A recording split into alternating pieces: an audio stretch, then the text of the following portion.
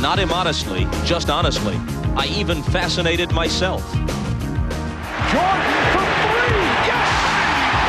That is an NBA Finals record. Michael following it back up again, throws it down. Here's Jordan for three. Yes! Michael indicating he can't believe. For an encore.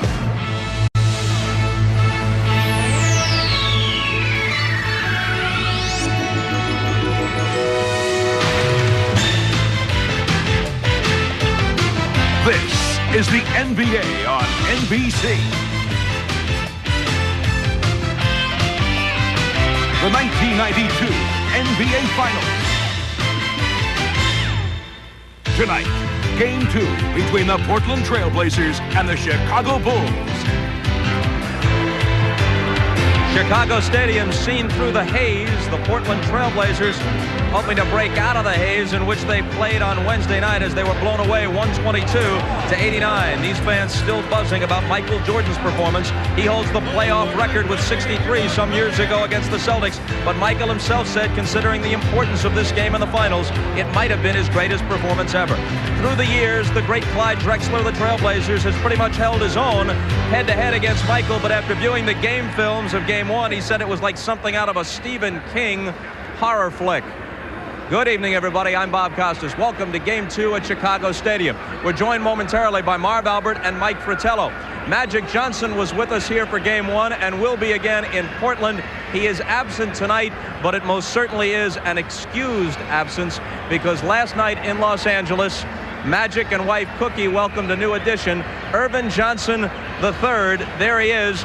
And Magic, we're pleased to say that both mother and child are completely healthy. Yes, they are. The Lord has really blessed me and given me a healthy wife, and we just got the test back from the doctor, and the baby is healthy and strong and negative. So, yeah. We're really happy for you. Because our time is short, we've got to shift gears quickly. We're wondering about Portland's ability to bounce back. You were involved in a game in 1985, first game of the finals at Boston Gardens. Celtics were the defending champions, the so-called Memorial Day Massacre. They destroyed you, 148-114. You had 3 days between that Sunday and Game 2 on Thursday. How did you regroup to notch a victory in a close game in Game 2 and eventually win the series in 6? Well, Coach Riley made us watch a lot of films. He said we weren't physical enough and mentally tough enough for that first game. So we regrouped, got back together. We were more physical in Game 2. Mentally, we were stronger. And we end up beating them in Game 2 and in the series because we got physical. So it can be done. There have been other occasions when teams have been embarrassed badly in the finals and come back to either stretch the series to 6 or 7 or, in fact, win it. But in your case in 85, you were already a championship team. You had won before and you would win again. You had a great coach in Riley. You had Magic Johnson, James Worthy, Kareem. My question about the Trailblazers is, are they up to it? What do you think? Well, they can definitely do it. What they have to do is come out, be more aggressive, be more physical, and make Michael drive, make Pippen drive, and then when they do that, get back to that great team defense that the Portland Trail Blazers have been displaying in the playoff thus far. Magic, thanks. We'll check with you again at halftime, and we'll see you in Portland. And once again, congratulations on the arrival of the little one. Thanks. Okay, talk to you later. Mike Fratello has his own thoughts on how the Trailblazers might regroup and try and slow Michael Jordan and the Bulls down. Here is the Czar courtside with Marv Albert. They'll call the game. Marvelous? All right, Bob, and for Michael Jordan, Game 1 on Wednesday night, it certainly was one of the most incredible performances in the history of the NBA Finals. Mike, what do you feel Portland's approach will be to try and defend against what has to be considered an enormous problem in Michael Jordan? Not an easy problem to solve, but you must try to have some type of damage control. You start out with a game plan. You have Jordan guarded by Drexel, 6'7". If Drexel's not doing the job, you switch. Bring Terry Porter over, put him on Jordan. Quicker feet, a better one-on-one defender. Move Drexel to guard the other guard for Chicago. Then decide where you want to force Michael Jordan. Do you want to force him to the baseline, or do you want to bring him to the middle of the floor off the dribble? That will enable the other defenders to know ahead of time where the help is going to come from. Next thing, try this. If he touches the ball, go run and double team him quickly. Get the ball out of his hands. The problem, when he's behind the three-point line, it opens up so much more of the floor to cover for the other defenders. Now, last thing and most importantly, pray. Because if you don't, he just might knock out another 6 out of 10 three-pointers. Obviously, a key element in the coaching success of the Czar, going to the prayer route. Now, coming off the blowout, what does Portland have to do to turn it around? How will they react? You look to see how much inner toughness a team has. During the course of this season, Portland was defeated 3 times by 20 or more points. On one occasion, they came back to start a 4-game winning streak. On another occasion, they won 7 in a row and 9 out of the next 10. So this team certainly has that bounce-back ability, and they'll need it this evening against Chicago. All right, and when we come back, Clyde Drexler and his Portland Trailblazers will seek to tie the series at 1.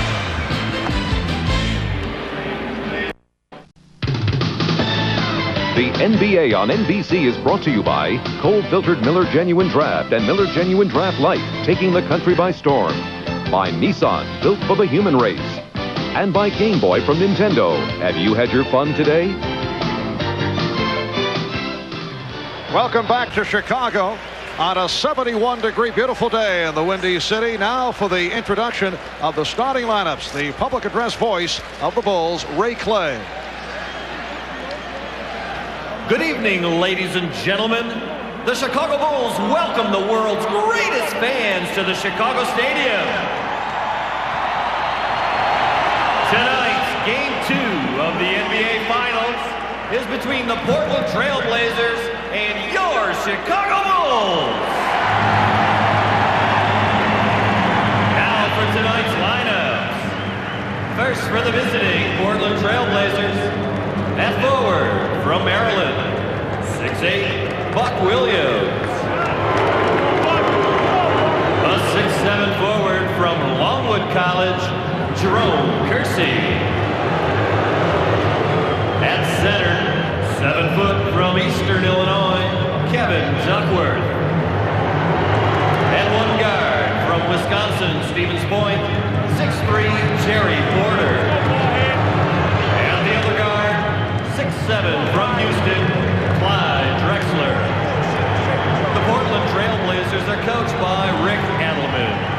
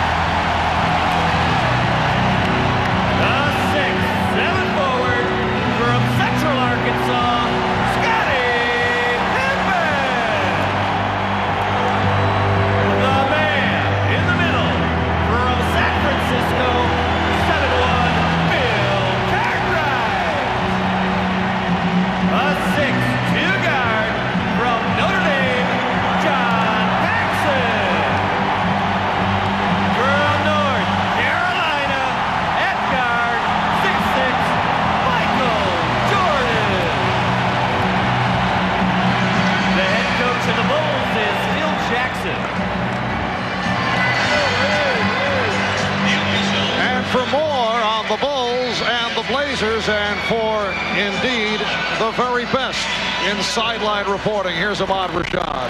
All right, Marv. Well, everybody is talking about Michael Jordan since Game 1, including Clyde Drexler. I asked Clyde about it. He said, you know, it's the most extraordinary shooting exhibition that I have ever seen. Unfortunately, it was against me. I said, so how will you check him tonight? He said, I won't give him the 3-pointers until he starts making them. Then I'll have to pick him up, even if I have to go out to the half-court line to pick him up. On the other end, Clyde said, I will be much more offensive-minded. Michael Jordan, same pregame routine of lifting weights. And Marv, while it is doing wonders for him, to be honest with you, it's doing nothing for me. As a matter of fact, I'm so sore, I can barely bend my arm to hold this microphone. Ahmad but we were going to point that out ourselves. The officials, Paul Mahalik, Hugh Evans, and Jess Kersey.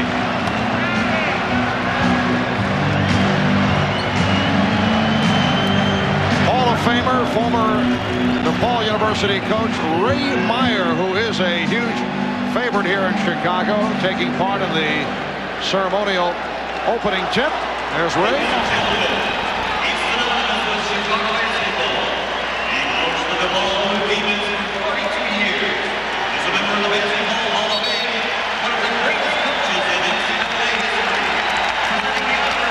A standing ovation for Ray Meyer.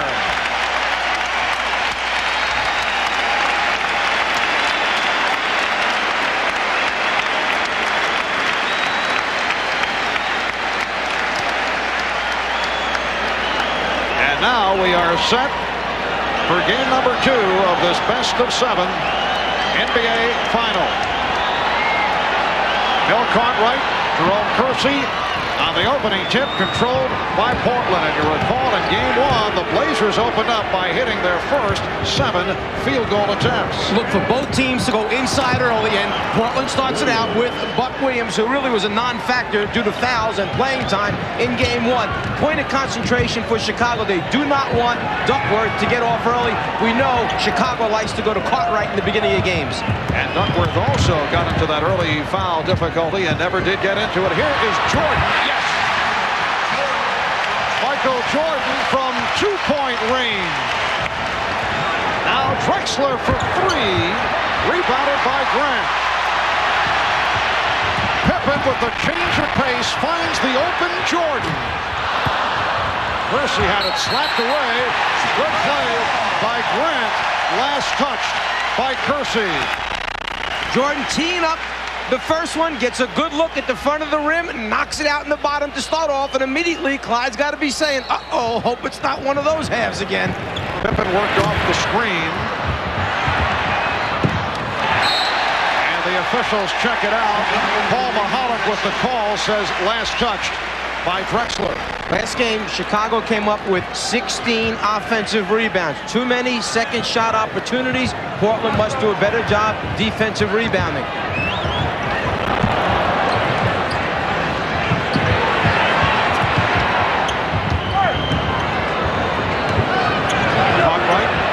Back out for Jordan again with the room.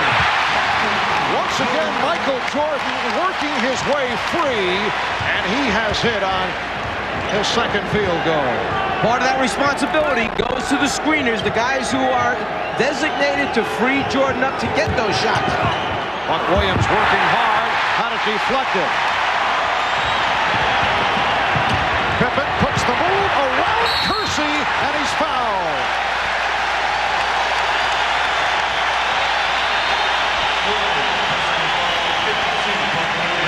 Paxson sets a good screen on Drexel, who's supposed to be guarding Jordan. So Porter tries to come out on a switch out last time, but it's too late. Jordan gets a good look. Porter, no time to recover on a switch out. A deuce. Buck Williams called for the foul. Buck Williams a bit upset with the officiating of Jake O'Donnell in game number 1. He felt that his statements made before the series with Chicago hurt him. He had said that Portland will be more physical than Cleveland against Chicago. And Buck, as you mentioned, in the early foul difficulty, played only 18 minutes because of the fouls. Well, when the players play all season to get this far, and then in the first game they wind up sitting on the bench, you're going to have some type of reaction. But we all know Jake is right up there, top official in the NBA. It's just one of those nights where the fouls came Buck's way.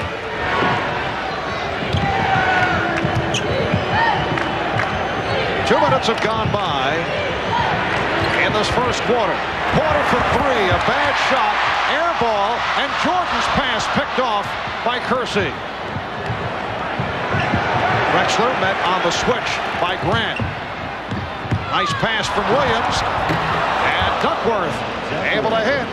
The Bulls 6, and the Blazers 4. And Portland staying with the matchup. Clyde Drexler against Michael Jordan. And now to Cartwright after the post-up move. Cartwright had it knocked away, and it will be Portland possession. Interior passing inside, big man to big man, produces easy scores. Terry Porter being played by John Paxson. Drexler with the step, beating Jordan, then rejected by Grant. Nice play by Kersey. It's a 3-on-1. Drexler, yes, and it counts. A facial served up by Clyde Drexler, and the foul committed by Bill Cartwright. Well, this just might be the spark that this team needs by Clyde Drexler. Taking it to the basket, a piece, rejection.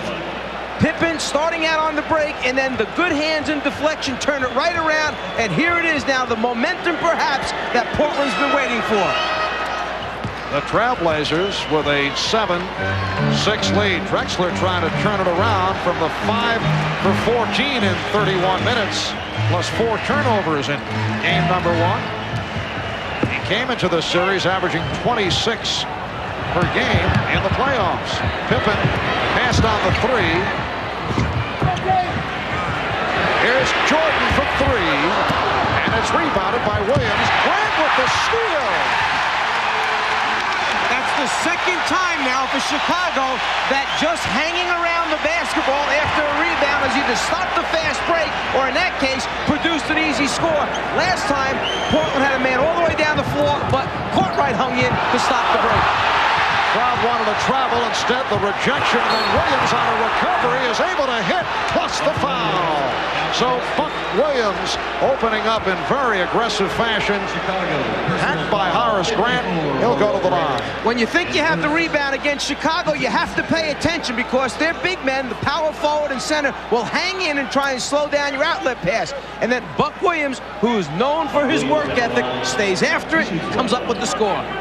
And Mike, you can see right at the start, it is a different mentality here for the Portland Trailblazers. They have come out very aggressively, certainly in contrast to what we saw here on Wednesday. And you have Duckworth, you have Buck, you have Drexler on the dunk, baskets inside the paint rather than just pull-up jump shots. Portland 10, Chicago 8. Pippen with a pull-up.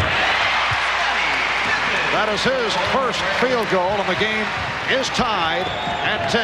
4 minutes gone by. Drexler changed his mind. Here's Porter. Played tightly by Paxson. It counts. And the foul called on Paxson. Terry Porter will go to the line. Well, the backcourt for Portland has been the twosome that's carried them through this season. Porter on a scoring binge lately in the playoffs. Off balance, still gets it over Paxson. Timeout taken by Phil Jackson. We'll be back in a moment. Well, this past Wednesday night in Game 1, Michael Jordan put on a three-point shooting exhibition and a stunning performance, but taking too many threes can hurt his overall performance, according to Michael.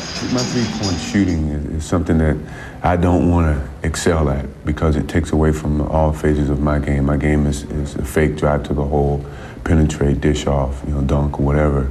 And when you have that mentality, as I found out in the first game, of making threes, you don't go to the hole as much. You go to the three-point line and you start sitting there waiting for someone to find you.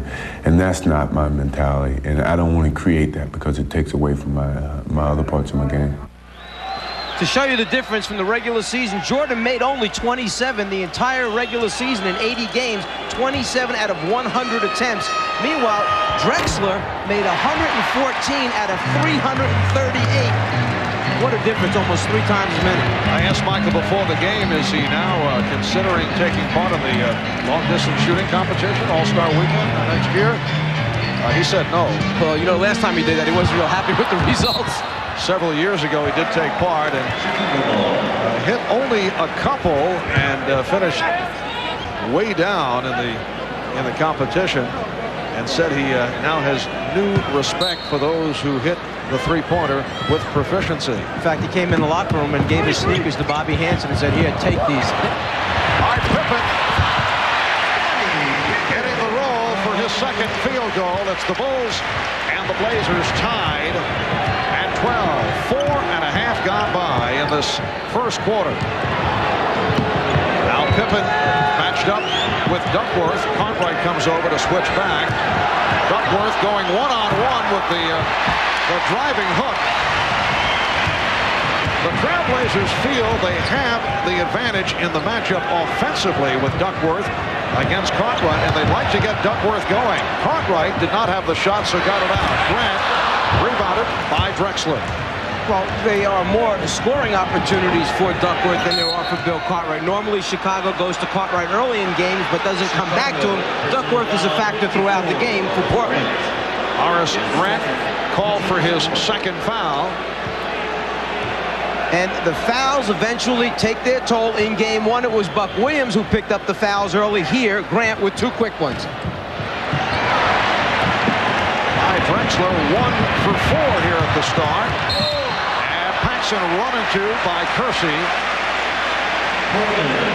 Jerome Kersey, who did not have a good one here on Wednesday. In fact, he has struggled against the Bulls here at Chicago Stadium during the regular season, and 0 for 8 here in Chicago.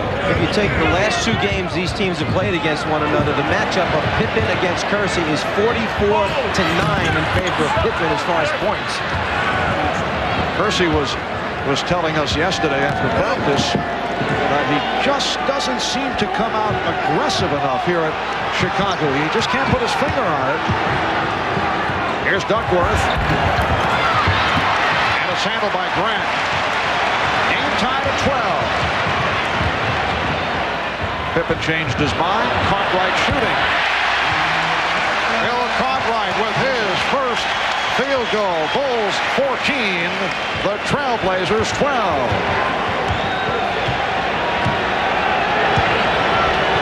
Scott Williams getting set to come on for the Bulls.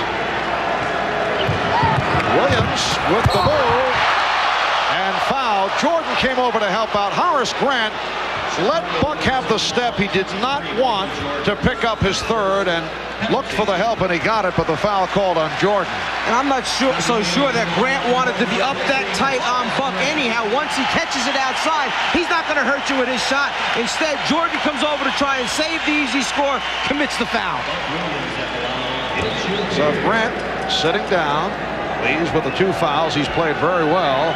And Scott Williams, who had a solid playoff against Cleveland and then followed up in game 1 here the other night with a 6 for 6, 12.9 rebound game.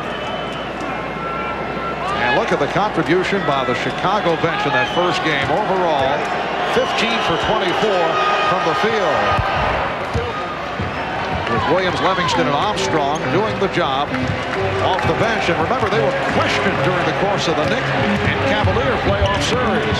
Well, it seemed like each time they got questioned, they managed to bounce back with a pretty good performance. Good play by Portland to stop Jordan. Here's Kersey.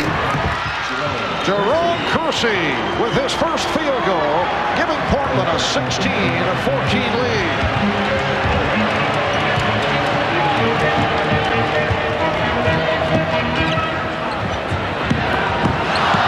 Buck Williams knocking it off Scott Williams. It will be Portland ball. Well, last game it was 21 turnovers for Portland, only 11 for Chicago. Already here, early in the game, 5 turnovers for Chicago and only 1 for the Trailblazers. 5 minutes remaining in this opening quarter. Duckworth feeling the contact from Cartwright and hits. Strong move by Kevin Duckworth. And Portland leads by 4. 6-0 run by the Blazers. Cartwright getting inside, but it will not count. A foul called by Hugh Evans before the shot attempt. Well, this early in the game, Chicago has not decided yet to come back and double-team Duckworth. So basically, Cartwright has to play him one-on-one, and that time with the strength and size, Duckworth gets a good look. But at the other end, they're going to come right back and keep attacking to try to put the personal fouls on Duckworth. And that was the first on Kevin Duckworth. Bulls trying to get Cartwright involved. That is his second field goal. Portland by 2. Porter Paxson. And rebounded by Scott Williams. Terry Porter not taking good shots. And that might be one of those times where people say the point guard mentality isn't all there with Terry Porter. He has more of a two-guard mentality. You just got a shot for Duckworth. Come right back and give the big fellow the basketball again. See if he can get on a roll, perhaps put a foul on Cartwright. Foul called on Kersey. That is his second. Substitution for the Blazers, Cliff Robinson replacing Jerome Kersey. Leads with a field goal, 2 rebounds. Cliff Robinson did a good job in game 1, 24 minutes, 16 points. Cliff Robinson in his 3rd season out of the University of Connecticut. Once again, when Robinson came in game 1, that false sense of security right away, he knocked out a jumper from about 17 feet. Everybody felt their jump shots were going down. They stayed with him. They stopped falling, unfortunately, for Portland. And the foul called on the Blazers, so both the Blazers and the Bulls are now over the foul limit. That's on Drexler, his first, so Cartwright to the line. Is it possible that Portland actually hurt itself by coming out and hitting 7 for 7? For the most part, they were outside shots, so they end up settling for the jump shot. Well, when there is a distribution between the shots and everybody's making their initial jumper, what happens is you got too many guys feeling good at the same time, and they all want to keep it going, and you get away from the game plan, and that's exactly what happened. Rick Adelman said, all we're going to do tonight is try to execute what we intended to do in game number 1, but never really got to. Just do it better. Because you're aware there are players around the league, when you're coaching against them, you like them to hit their first or second jump shot because they usually stay out there and then take bad shots. And we get the whistle from Mahalik for a lane violation, so Cartwright will get the do-over. It's because Bill Cartwright stops at the top right. Here, there's a hitch. People think he's going to follow through. You see Drexler stepping in. That's a lane violation. You cannot step in before the ball is released from the shooter's hand. And the shooter may not cross that foul line until there is contact with the rim or backboard. And this occurred the other night in game 1 with Cartwright. On the line, he forced the lane violation. He was not able to take advantage on Wednesday. He did right here. That's a violation as Drexler lost possession of the ball, bounced it, and Chicago will take over. Well, what Jess Kersey is saying is that Buck Williams actually passed the ball inbounds as it fell out of his hands, and then Drexler picked it up and walked out of bounds with it. Buck right there lets it go. Drexler was inbounds and stepped out of bounds. A change of possession, a violation. Timeout taken by the Trailblazers. When we come back, it will be Chicago ball. This is a very close and difficult call. What they're saying is that Buck, when he drops it, actually passes it right now to a guy who's inbounds. Then Drexler, going from inbounds, touches it and takes it back out. A reverse angle, a different look at it.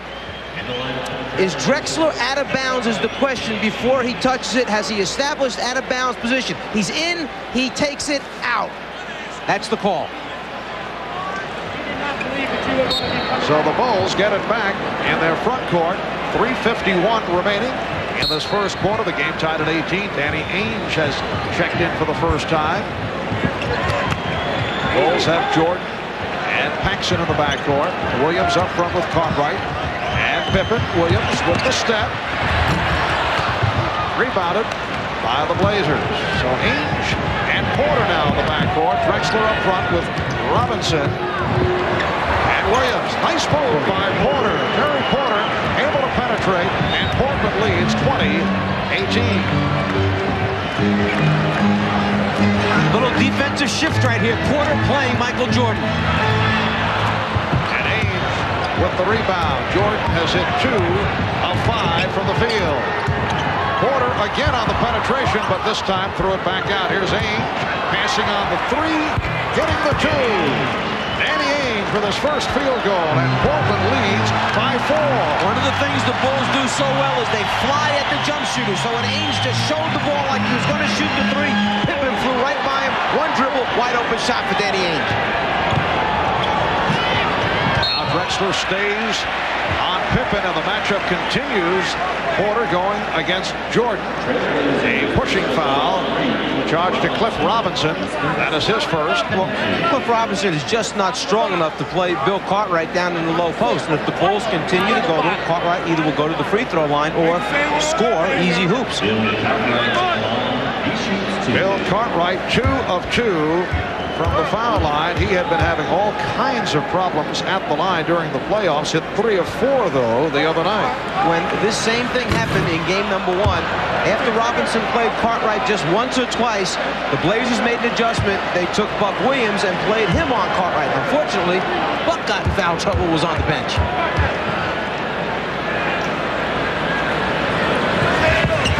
There's everybody jumping into the lane, but it was all legal this time.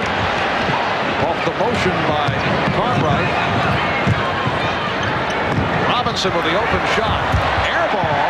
Drexler saving for Buck Williams. What a play by Clyde Drexler.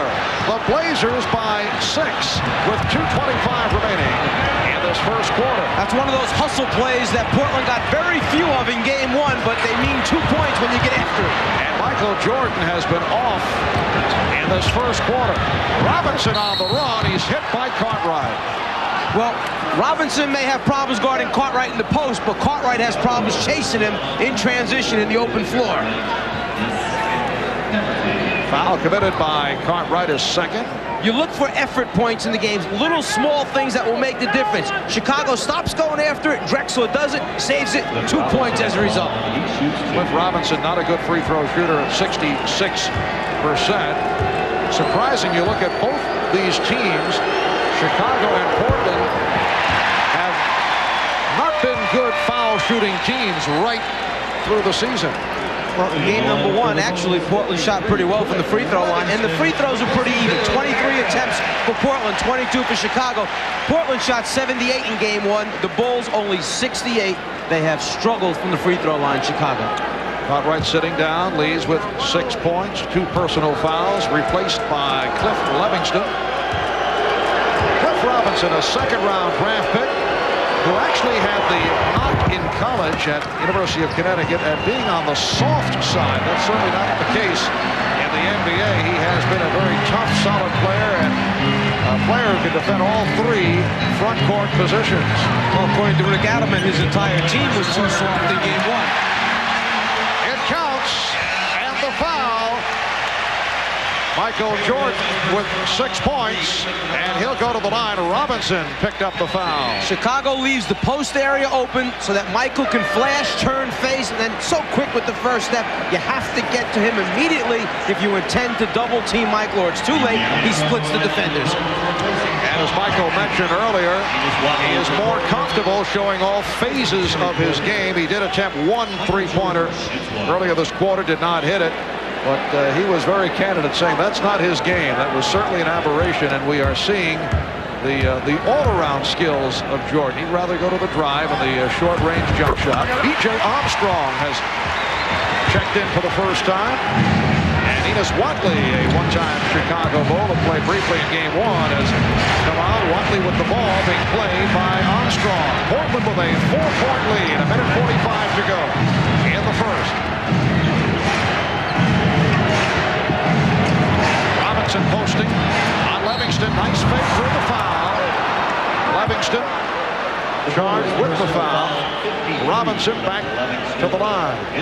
Cliff Levingston's going to give up 3.5 inches to Robinson, and Cliff, the shot blocker, sometimes gets a little bit too anxious. He's always ready to go up, try to get a piece of it, and you need to stay down on those pump fakes.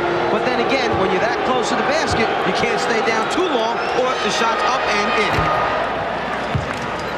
Robinson's 2 of 3 from the line. Cliff Robinson has certainly progressed in the playoffs, also getting more and more playing time.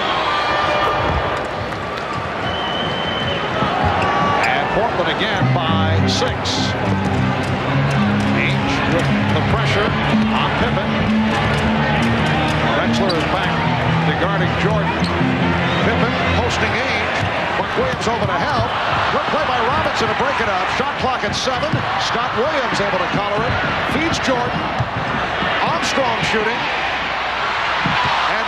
Pippen and Williams went for the tip. As a result, it was knocked out of bounds. But you saw great patience and confidence by Chicago. One more pass each time. Just when you think it's got to go up, no. They believe in each other. They know how much time is on the clock, and they stay with it.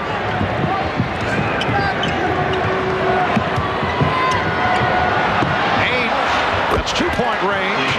Danny Ainge hitting on his second field goal, and it's the biggest lead of the night for Portland, 29-21, with just under 1 minute remaining in the first. The preaching of aggressiveness, the extended Portland Trailblazer defense, slowing down Chicago, just taking them out of the normal rhythm, making them think that, hey, this team's getting up, getting after us a little bit. Livingston did not look pretty, but he'll take it. Portland 29, Chicago 23. Drexler off the crossover was stopped by Jordan. 10 on the 24. 25 seconds of the quarter. Ainge, oh, he's on fire.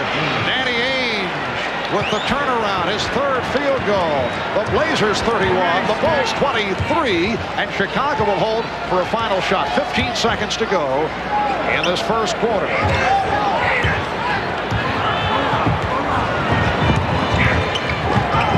Jordan tried to find either Armstrong or Pippen, and miscommunication leading to the turnover. 4 9/10 seconds remaining in the first quarter. Wadley trying to get out of the backcourt. Ainge pops it. So that's the end of the first. And a strong start for the Portland Trailblazers. They lead the Bulls here in Chicago by the score of 31-23.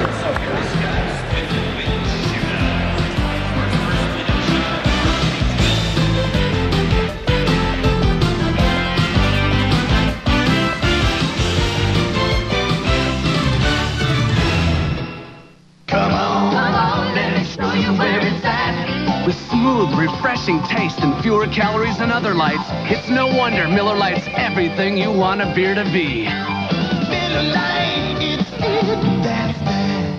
If you've looked at the high prices of luxury sports sedans, you're no doubt thinking maybe I should lower my expectations. Well, considering the Nissan Maxima SE has more power than a BMW 525i and more room than a Mercedes-Benz 300e, yet you pay thousands less than either of them, maybe you should keep your expectations high and just lower your payments. See your Nissan dealer for details, because right now you can lease a Maxima for as little as $279 a month.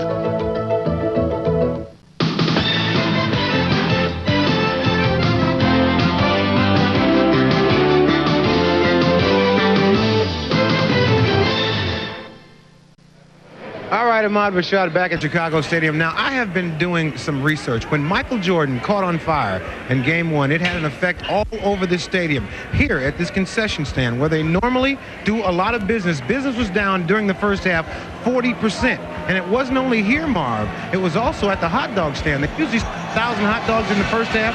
Because it was lighting up inside, they only sold 225.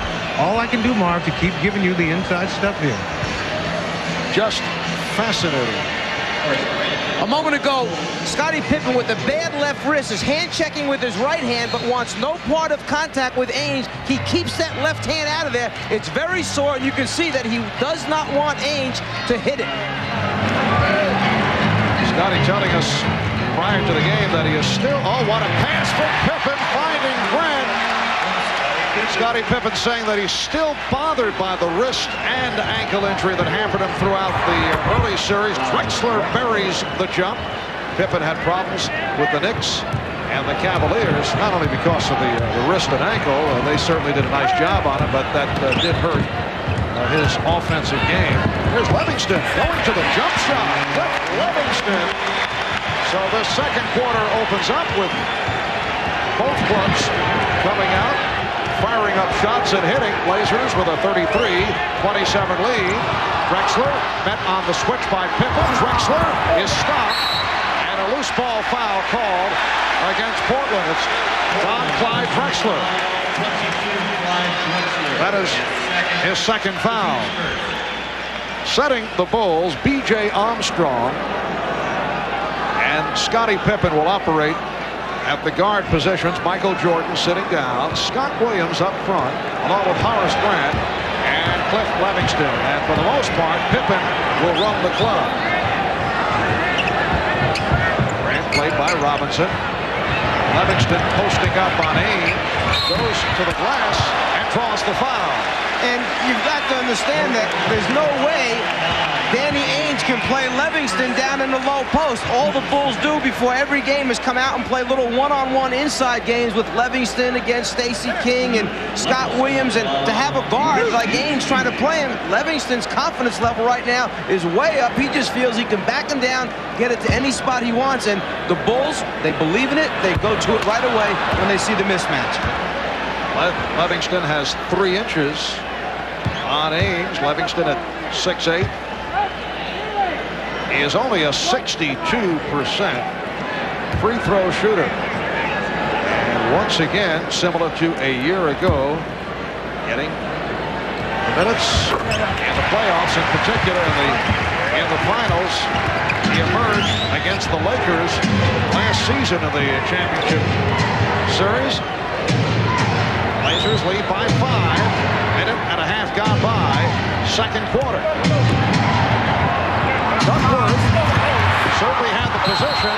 Loose ball foul called on Portland as Scott Williams was sent to the floor.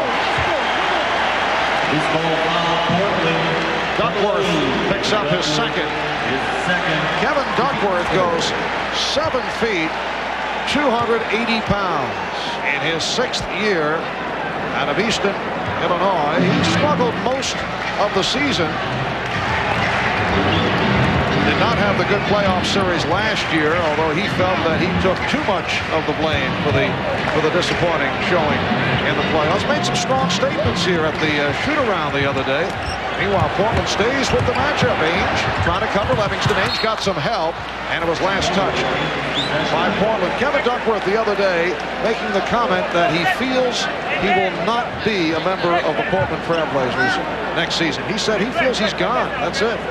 Well, he's a very sensitive young man. He's been reading and hearing that all these problems were his fault, and he just thinks that, hey, if they don't win the whole thing, they're going to try and make a move, shake the team up a little bit. Here's Pippen with the shot clock running down. He just did get it off. Scott Williams to the offensive board. Pippen. Oh, what a feed! Scottie Pippen with the gorgeous setup for Horace Grant. The Bulls with a 7-2 run. Here's Drexler, yes! And the foul. Clyde Drexler comes roaring back. And the Blazers lead by 3. Timeout being called as you get another look first at Pippen. You associate Pippen getting his assists on fast break transition, but he can do it in the half-court area as well. And then Drexler puts the pressure on with the drive to the basket. Just 50 days till the Olympics begin on NBC. The NBA on NBC is brought to you by Chevrolet, the cars and trucks more people depend on. By ITT Sheraton, official hotel of the NBA and the USA basketball team. And by cold filtered Keystone, Keystone Light, and Keystone Dry. Bottled beer taste in a can. Wouldn't that be great? Welcome back to Chicago Stadium. Marv Albert with the czar of the telestrator, Mike Fratello, along with Ahmad Rashad, Bob Costas, Quinn Buckner. Another look at that drive by Drexler a moment ago. As it turns out, the official said the foul was committed before the shot attempt, so the basket does not count. Questionable call because there were no more dribbles. It was in the act of shooting. Drexler continued with his movement, momentum to the basket. Could very easily have counted. Blazers lead by 3. Clyde Drexler will get a rest. So Clyde sits down, 2 of 6 from the field, 5 points. Jerome Kersey is back. Ainge and Porter in the backcourt. Kersey, Duckworth, and Robinson up front. And a holding foul being called on Chicago. Chicago personal foul 10. A.J. Armstrong picks up his first. Michael Jordan returns. Scottie Pippen will depart. Pippen leaves with 6 points, 3 assists. Michael Jordan sat out a couple of minutes. Armstrong guarding Porter. Williams on Duckworth. And he's called for the travel. Kevin Duckworth is anticipating the fact that Chicago's going to come and double team him. In fact, they're just staying at home and letting their post people play him straight up. He needs to just be more aggressive, take it to the basket quicker. Then eventually the double team will come. Cliff Robinson now matched with Michael Jordan. Jordan with the fake. Yes.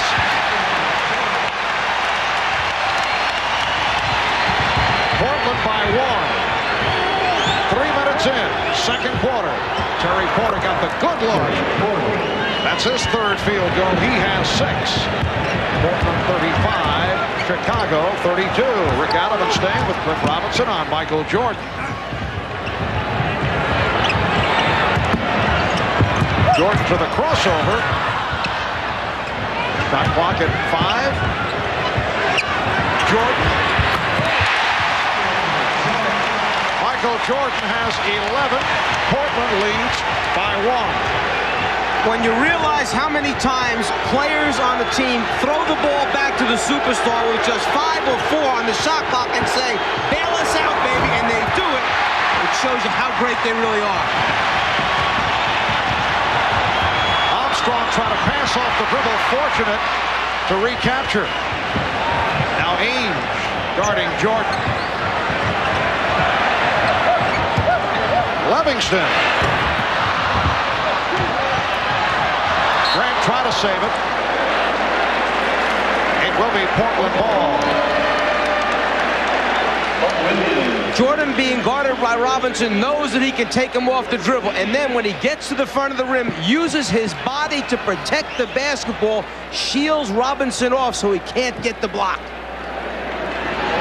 Chicago outscoring Portland 11-4 in the second quarter.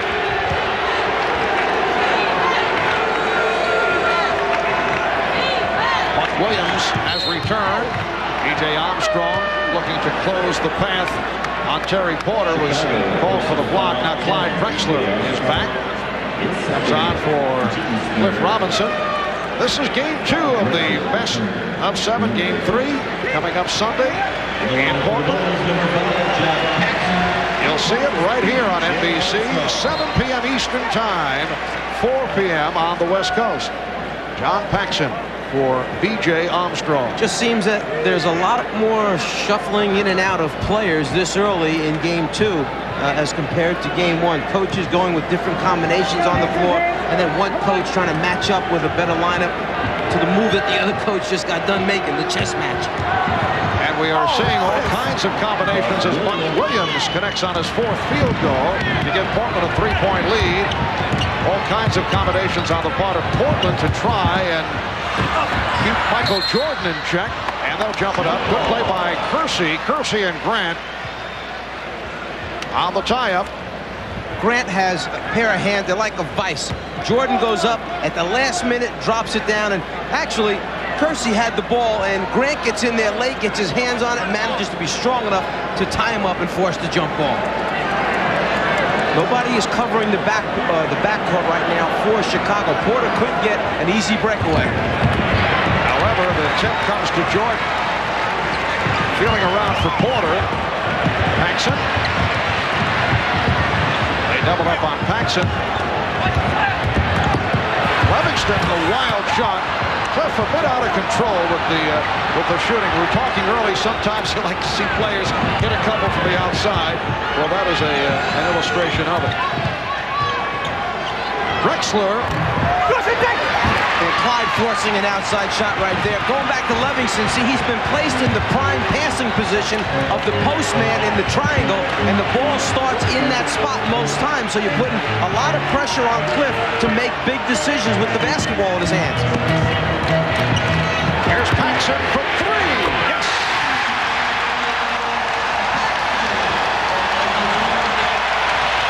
John Paxson, who was in foul difficulty on Wednesday, played only 19 minutes, took only 4 shots, hit 2. with his first field goal tonight.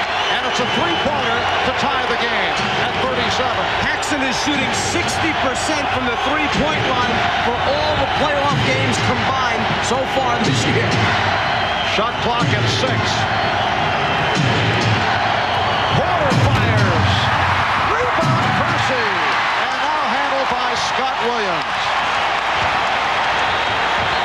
The crowd is right about at the level that Michael likes to hear it going. Pretty pass from Paxson. Scott Williams was blocked, although he thought he was fouled. Here comes Drexler, feeding Kersey. What a move by Jerome Kersey. That's the move of the night. And it started for Kersey with the last play when he tried to get the offensive rebound. Those are the type of things that get Kersey going. And then the transition game enables him the opportunity to get up and get to do so. Kersey feels more involved. The Bulls take a timeout. Blazers by 2. Another look at Kersey. The double pump scoop got the roll. We'll be right back.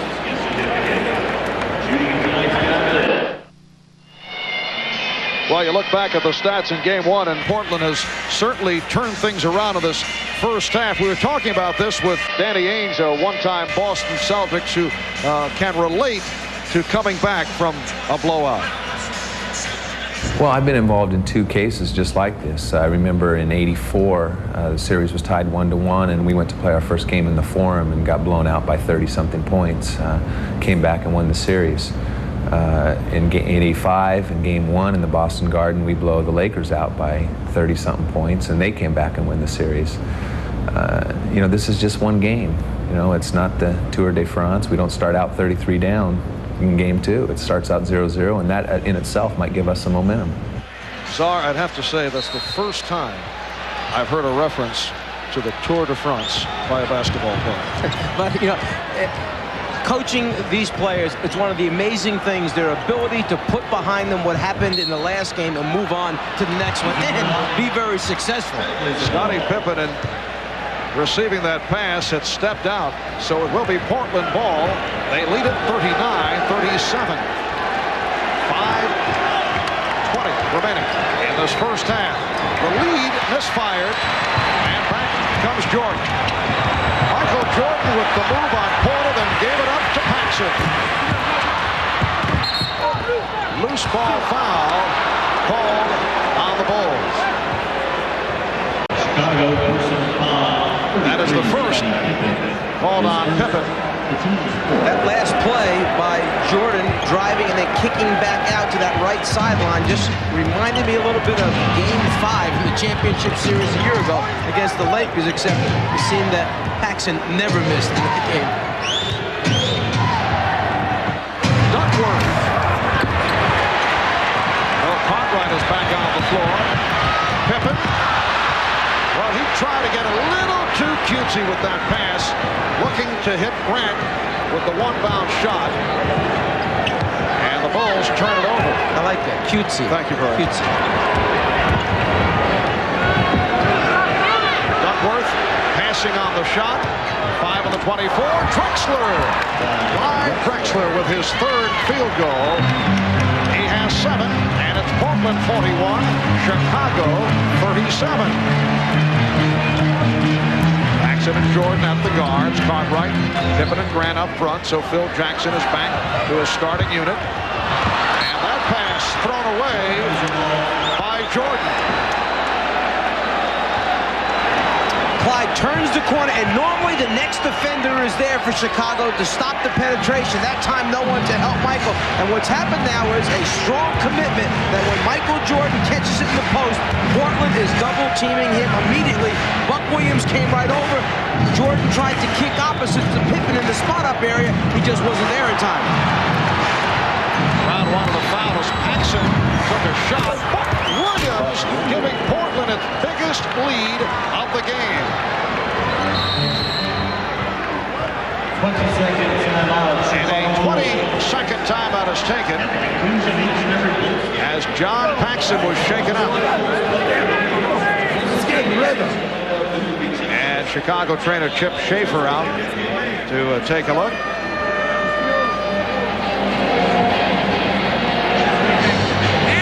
Paxson thought he was fouled, but did not not get the call.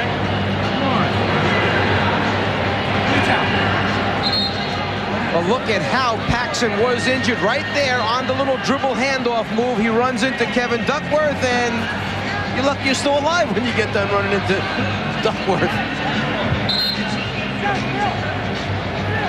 Big shoulder of Kevin. John Paxson with the injury. John Paxson saying that he's all right. John Paxson spent 2 years with the San Antonio Spurs. This is 7th season with Chicago. 9th year in the NBA out of Notre Dame. They double up on Jordan. That a rare sight. Paxson wide open. Yes. So Portland's lead is 4. 3:20 to go. First half. Drexler. Drexler not able to hit the outside shot to this point. Good hands by Grant. A few moments ago when Jordan was posted up down low and the ball went in, you'll see an immediate double team take place by Portland. They did not do this in game number 1. They left Drexler by himself. The result, a turnover by the Bulls. Kersey setting the pick.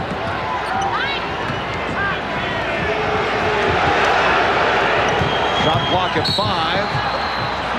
And a foul called on the Bulls. Portland taking time. Cartwright called for his third. 2:56 to go in the half. This is Bob Costas, and coming up on the Prudential Halftime Report, we'll talk live with a pair of Olympians. First, the Sixers' Charles Barkley, who'll share some opinions on Philly's new coach, Doug Moe. And then we'll hear from Duke's Christian Laettner, the only collegiate player on the U.S. Olympic basketball team. And we'll also update you on today's action at the French Open with American Jim Courier beating rival Andre Agassi in today's semifinals. Right now, let's go back down courtside to Marv and Mike.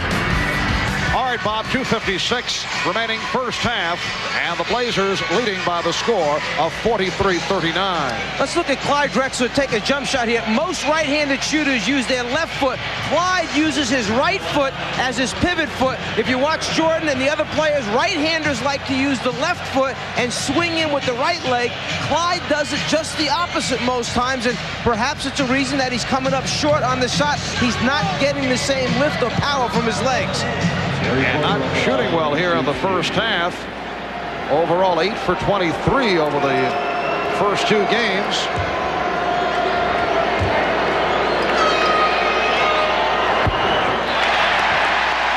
Terry Porter is 0 for 2 from the line. Will Perdue has come on for the first time. Bill Cartwright departing after collecting his third foul, so it is Perdue up front with Grant and Pippen. Portland 44, Chicago 39. I feel a little funny talking about getting lift, you know. I see. To Clyde. I had a problem with lift myself. Oh, a little self-effacing humor here from the zone. Duckworth now played by Perdue. 2.5 remaining. First half, Drexler way off in his three-point attempt. And he shot it the same way. Right foot is his pivot foot that time. Portland now 1 for 12 in the series from downtown.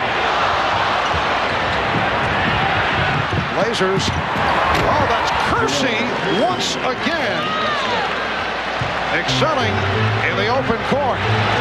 Portland is now 0 for 6 from three-point land this evening. But they lead 46-39. Scottie Pippen. And Pippen has been off. Kersey double team. And it's a 3-second violation. This is where Jerome Kersey can flourish. If they defensive rebound, get out in the fast break, let him run the floor, and then Clyde, who plays so unselfishly, will find him. If his jumper's not going or the opportunities aren't there, do it other ways. Offensive rebounds or run the floor. Michael Jordan, yes. The post-up move displayed by Jordan. He's 6 for 10, 13 points. Chicago trailing by 5. And Jordan that time turned opposite the way he had been going in game 1 on that fake jumper back to the basket. Had sent Drexler up from game 1 and changed in game 2. Kevin Duckworth getting the roll. 6 points for Duckworth. The Blazers lead 48-41. We come up on 1 minute remaining, first half. There's the double team of Michael Jordan again by Buck Williams, trying to make Michael give the ball up. Pippen not able to hit the 3. Purdue gets to it. Jordan for 3. And a loose ball foul is called. It's on Will Purdue. In game 1, Jordan had turned left shoulder. This time he turns right shoulder away and leaves Clyde flat-footed. Gets a clean, wide-open look at the basket. Michael Jordan 0 for 2 tonight from three-point range. You'll recall he did not start well in that department the other night. Incidentally, he said that he had no definite plans to launch that ballistic arsenal on Wednesday, but spent about an hour and a half practicing three-pointers that afternoon with his college roommate and teammate in North Carolina, Buzz Peterson, and he felt good about the shot. He was hitting him in practice with Buzz. Well, they can't decide who to give the credit to, Buzz for shooting or Ahmad for lifting weights with him that day. Off the top of my head, I'd go with Buzz myself. I agree with you. 42 seconds remaining in this first half. 20-second timeout has been taken. Portland with a 49-41 lead on Chicago. Let's go to Ahmad Rashad. All right, Marvin, talking about the Bulls. Scottie Pippen, who has a bad left wrist. He hurt it in the New York series, and it's still been bothering him. Every time he takes a shot on it, he gets some twinges in it, but he's still able to play. As far as John Paxson is concerned, he hit knee-on-knee with Kevin Duckworth, and he also had some tendonitis right in the spot where he took the shot. So every time he comes to the bench, they're icing it, trying to keep on top of that injury. Marv? Thanks, Ahmad. Kevin Duckworth looking for his 8th point. Big factor in game 1 was the rebounding of Chicago. 16 offensive boards, out-rebounded Portland 44-38. Right now, it's 17-17 rebounding, and it's because Buck Williams and Duckworth have been on the floor playing minutes. In game 1, Duckworth 25 minutes, Buck Williams only 18 minutes. Pippen. 8 points for Scottie Pippen. Portland by 7. Pressure being shown by Chicago. And Phil Jackson is up, motioning to his players. Let's go. Extend the defense. Let's get up and get after him. Let's make some things happen. Let's hope that we wake up this crowd that's sitting here right now. Drexler got the step, and he drew the foul. So Clyde Drexler will go to the line. Will Purdue called for his 2nd foul.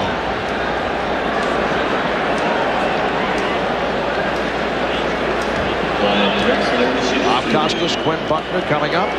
Just a moment with the Prudential halftime report. Other than Michael Jordan, probably no player in the NBA is as creative or unstoppable as Clyde Drexler. And this year, he added another dimension to his game, the three-point field goal. He has become a complete player, although to this point, over the first 2 games of the finals, we have not seen it. Clyde only 5 for 14 in game number 1, and has had his ups and downs here in the first half. 3 for 10 from the field. Although the other dimension here tonight, he does have 7 assists. Final seconds of the half. Paul Mahalik indicating the foul on Cliff Robinson. That is his 3rd. And it's a non-shooting foul with 7 seconds remaining in the half. In game 1, Portland had 51 points at the half. They have 52 right now with 7 seconds remaining. The difference is that Chicago had 66 points at the half. Jordan 35 in the first half. Right now, Jordan has 13 points. The Bulls 43 points. In game 1, the Bulls exploded, led by Jordan. in the second quarter. Not the case here tonight. Michael Jordan with 15. Blazers by 7. Drexler able to receive the pass and hit the shot. He held him off with his body, knew that he had the position. He waited for it to come down, just like a post lob pass, except it happened full court. The Bulls wanted the foul. They did not get the call. So halftime in Chicago, it's Portland by 9. Here's another look at that long pass down court. He holds him off with the left shoulder and arm, obviously has the size advantage against B.J. Armstrong, and then the clock does not begin until the ball is touched, kind of like a wide receiver going downfield, holding off the defensive back. Michael Jordan with 15. Buck Williams leading Portland with 13. Clyde Drexler has 11. Bob and Quinn coming up, along with Charles Barkley and Christian Laettner. Will be back in a moment.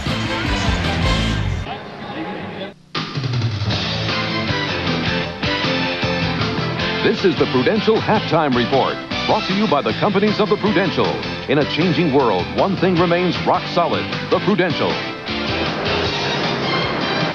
Following the Game 1 blowout, the attitude toward the Portland Trail Blazers, not only by Chicago fans, but by a large portion of the media, was more than critical. It was almost disdainful. And in the face of all that, and in the face of the hostile crowd here, feeling, I guess, almost as if it was about a dozen of them against the rest of the basketball world, they come back to lead the Bulls at halftime here, 54-45. Jordan has 15. Drexler has 11.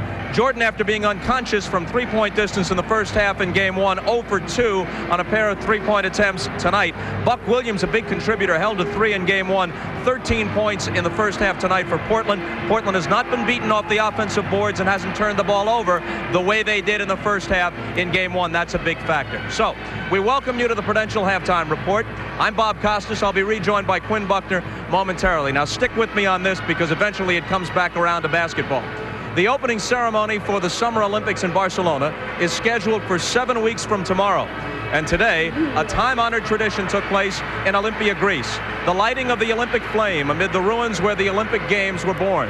The first leg of the journey is 235 miles to Athens and then across southern Europe to Barcelona, where the flame will arrive in the Olympic Stadium on July the 24th. There will be more than 600 athletes in the American contingent, and not too many are as recognizable as the man who joins us now from the San Francisco area, San Rafael to be exact, Charles Barkley. Now, Charles, first of all, you picked Portland to win this series. It didn't look so good after Wednesday. It looks a lot better after 24 minutes tonight. What are your thoughts? Well, I think you can't make a big deal out of one game. Michael was unconscious in Game 1, but I felt like Portland will come back really strong tonight, and I'm not a fair weather fan. I'm sticking with Portland. Last week, we had your new coach, Doug Moe, in the studio with us in New York, and we put up the quote that you issued after he was hired, and here it is. You can bring in Pat Riley, Knute Rockne, anybody you want. With the team we've got, we still aren't going to win. So you feel that Doug Moe isn't enough. Would you still like to be traded? Only if the team, I've enjoyed playing in Philadelphia for 8 years, and I would like to finish my career there. But looking at the Eastern Conference, it's too tough to be in the Eastern Conference right now with Charlotte coming on, Miami, teams like that. So if we're not going to get better, I prefer to go on if that's possible. You'll be 30 before next season's over. Do you have a sense that the meter is running sometime in the next 2 or 3 years? If Philly doesn't make dramatic changes, you've got to get traded to a contender to fulfill your career? Well, I would like to play basketball for 3 more years. And not that I'm desperate to win a championship. I would just like to have an opportunity. And right now, we're not even close. And I think that's the thing that frustrates me the most. Charles, I'm going to go back to the game here for a second. Let's think about this game here with Portland. I had played in the game in '85 when the Celtics blew out the Lakers and the Lakers came back. One of the things that was important is that you come in the half and you got some momentum, feeling like you got some life here. Do you think that's one of the things that the Trailblazers have done for themselves with this league going back into the second half? Well, I think that's very important. They did come out and not get right down. Obviously, Chicago might be a little overconfident after Game 1, but Portland just hung in there. And I think right now, Portland's not really playing that well. I think Chicago has just had a letdown, and Portland, I think they can win the game. And one more question here, Charles. before a break, and it's back to the Philadelphia situation. Even though you say you still think they should consider trading you, even though you feel their personnel isn't good enough, the Doug Moe move itself is one you have to approve of. He's known as a player's coach. He plays an up-tempo style, so you have to be happy about that, right? I think Doug Moe is a great basketball coach, and he's a very nice man. But I think that for me, I'm only concerned about winning. And I don't think it's fair to the fans, and it's definitely not fair to me to go out there and not be able to win every night. All right, Charles, sit tight. We'll ask you to rejoin us in the next segment. Coming up next, we'll be joined by one of Charles Barkley's Olympic teammates, former Duke star Christian Laettner. That's right after this message from Prudential and a word from the NBA.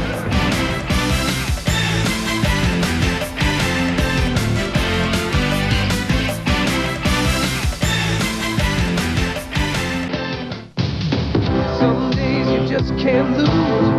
Wanna live, wanna spread the news.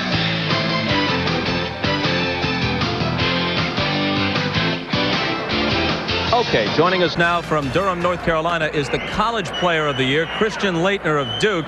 Christian is the only member of the U.S. Olympic men's basketball team not yet in the NBA. But before we get to Christian, let's ask Charles Barkley just what he envisions Laettner's role will be in Barcelona. Charles? Well, he's going to have to carry some bags, Bob. He's a great basketball player, but he's going to be carrying some bags in Barcelona. Christian, what do you think?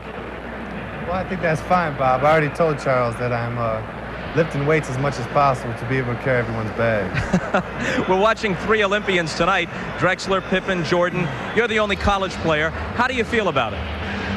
About the Chicago-Portland series? No, just about the idea of joining this group of NBA players as the lone collegian.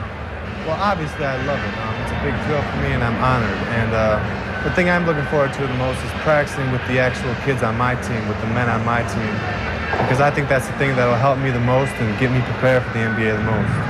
Have you given much thought to the upcoming draft? It's pretty clear Shaquille O'Neal goes with the first pick, and then Alonzo Mourning with the second. The question is, will Minnesota take you with the 3rd slot or go for Jimmy Jackson from Ohio State? And if they passed on you, almost certainly Dallas would grab you in the 4th slot. Have you given it much thought? Yeah, I've thought about it a little bit, but mostly it's been rumors that I'm hearing, and some people say Minnesota. Some people say if they pass me up, it's going to be Dallas. Bob, wherever I go, I'm going to love. Minnesota's a great place, and so is Dallas. I'm just looking forward to start practice on the 20th, and then on the 24th to watch the draft from San Diego. Christian, you played in a lot of international competition through your collegiate year. Do you think that you're going to be able to step up? Are you going to be afraid to tell Michael Jordan, Magic Johnson, some of the things that you learned about international competition when you go practice with them down in La Jolla? Well, I don't think I'll have to. A lot of those guys have had experience playing in the Olympics and playing internationally. And besides that, there's not much that I'm going to be able to tell them that they don't already know. Charles, let's get one more comment from you. The 76ers didn't make the playoffs. You haven't seen any competition for a while. How have you stayed in shape in anticipation of Barcelona? Oh, Bob, I haven't.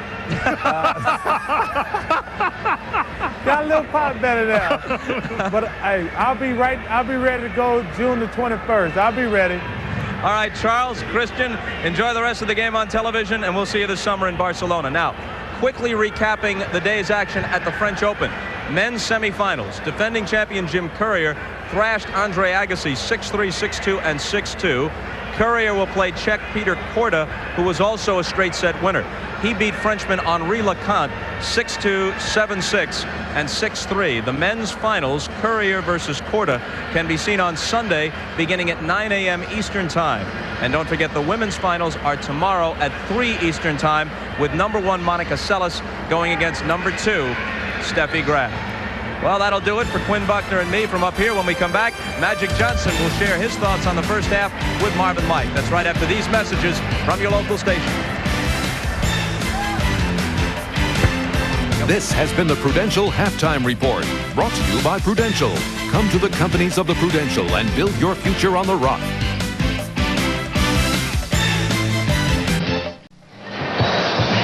Back in Chicago, the Trailblazers and the Bulls warming up, getting set for the second half of play. The Blazers lead it by 9 at halftime. Marv Albert with the czar of the telestrator, Mike Fratello, along with Ahmad Rashad. And Mike, you could see right at the start of the game, Portland seemingly set the tone. They came out in much more aggressive fashion in contrast to what we saw in game one.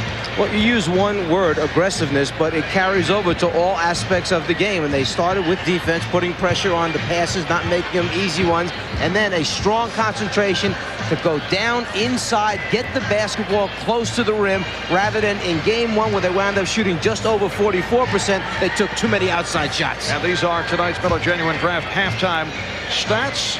Field goal shooting, 51% apiece. The Blazers 21 out of 41, and the Bulls 19 for 37. Michael Jordan, high man, 7 of 12 for 15. Let's go to Ahmad Rashad. All right, Marv, I just got finished talking to John Paxson, and he does indeed have a very sore knee. He has tendonitis in the knee, and he took that shot from Kevin Duckworth right on the knee, and it is bothering him. I also talked to Scottie Pippen. He told me he has a calcium deposit in the wrist of his left hand, and every time he gets a jar on it, it's very painful. But both of them have injuries that they'll be able to play with. Marv? All right, Ahmad, when we come back, we will be joined from Los Angeles by Earvin Magic Johnson.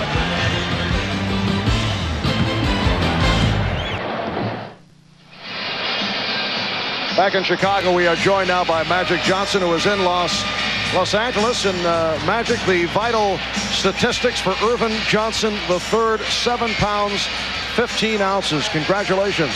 Thank you. Thank you. I appreciate it. What are your thoughts on what you've seen in the first half?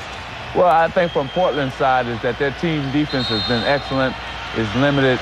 Michael had 21 shots in the first half of the first game, and in this half of this game, he's only gotten 12 shots. So they really gotten his shot attempts down, and I think they've been aggressive. That's been the main thing for them. Well, Magic, defensively, they came out and said, we've got to get after them, and a big adjustment. They're doubling much more now than they did at all in game one. Yes, they are. And you know, another thing is they're getting their hands on a lot of balls. They've caused a lot of turnovers. And you know, once Portland causes turnovers, they usually score on those turnovers, and they've been able to do that. Now they have to just keep that going into the second half. All right, and the second half is underway. Here's Jordan. Kersey got a piece of it. Porter for three. And it's last touch by Drexler.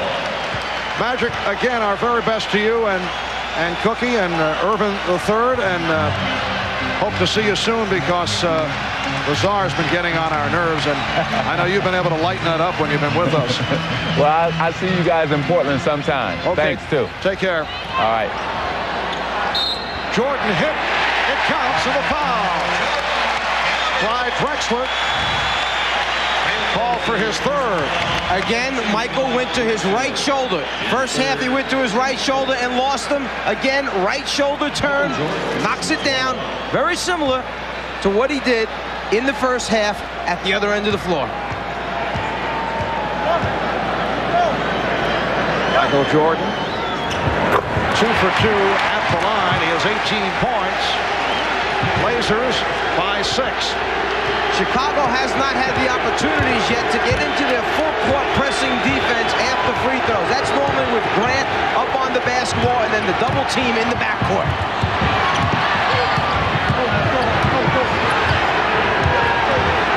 Drexler had a good shot by Clyde Drexler. However, Jerome Kersey able to get to it. You can certainly question the shot selection of the Portland Trail Blazers. Well, it just doesn't look like he's on balance, but he's made enough of them in his career that he feels comfortable taking them, and so does Rick Adelman. Crowd wanted to travel. Pippen with the steal, and that is called a double dribble. So the Bulls with another turnover. That's their 11th. Well, it's one of the first times that we've seen the Bulls step up in a passing lane and get a piece and a deflection, and Scottie just couldn't find the handle. The ball came up. He touched it with both hands. Good call. Porter and Drexler in the backcourt. Kersey, Duckworth, Williams up front. Minute and a half gone by in the third.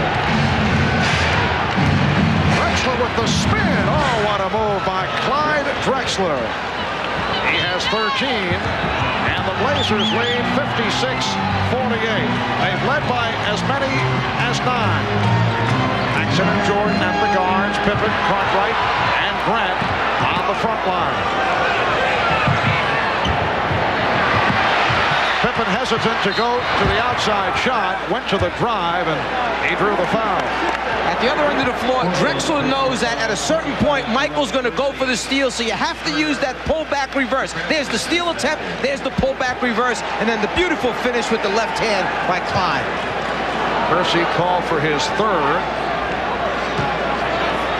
Blazers with their second team foul.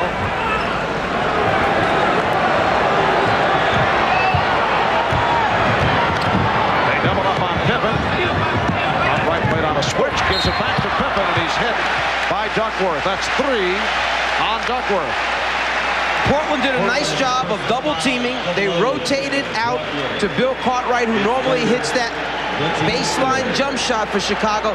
There's the double, there's the step out baseline jumper situation, but then it's the give and go opportunity that Pippen creates by moving without the basketball, and the nice return pass from Cartwright. Foul rundown for Portland, 3 apiece on Kersey, Duckworth, Drexler, and Robinson. For the Bulls, 3 on Cartwright.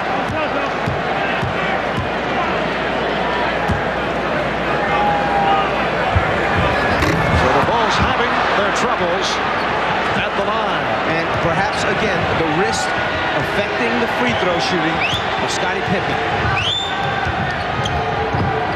With the ball, they lead by 8. Paxson for Pippen. Well, the calcium deposit certainly isn't in Scottie Pippen's ankles because he has the rise. Paxson just laid it out there for him.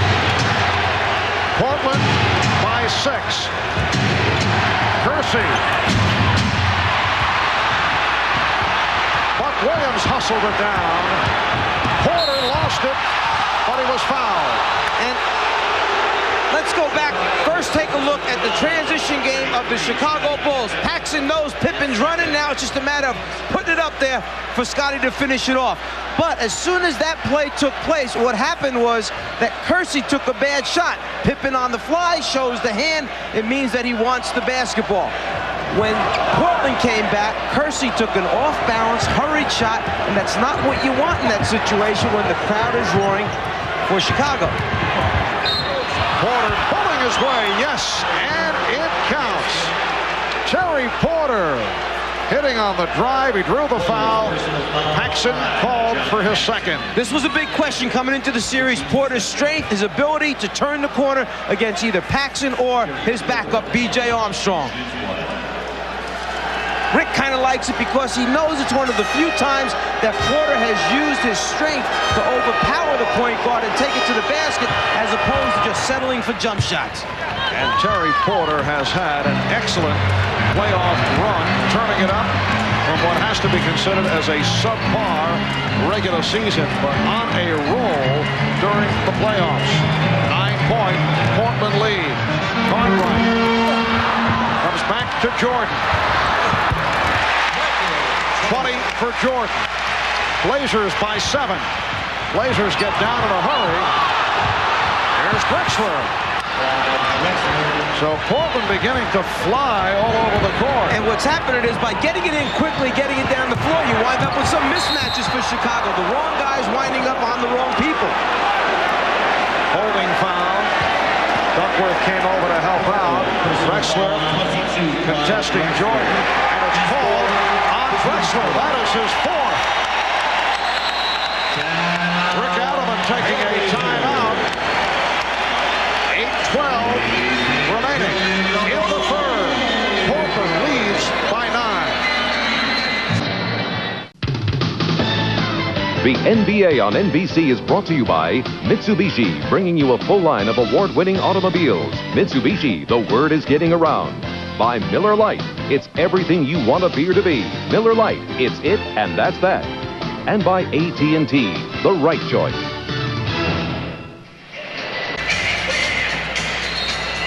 Back in Chicago, 242nd consecutive sellout.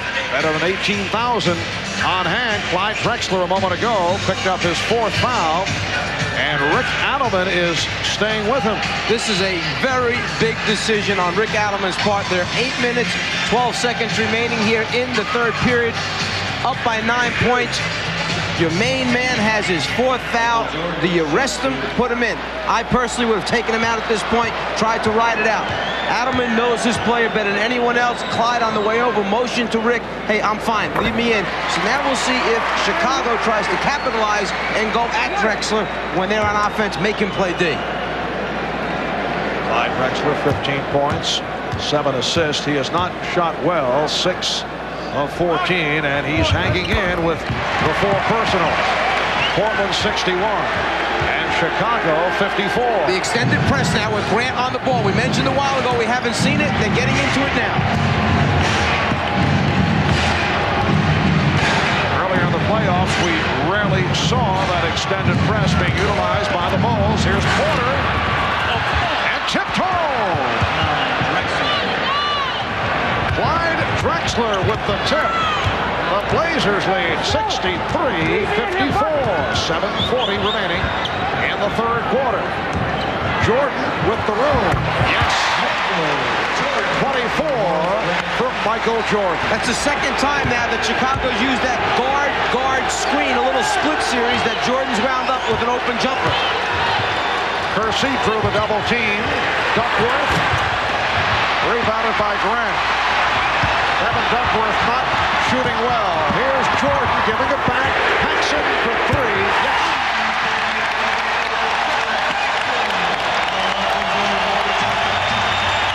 John Paxson with his 2nd 3-pointer. He's brought the Bulls within 4.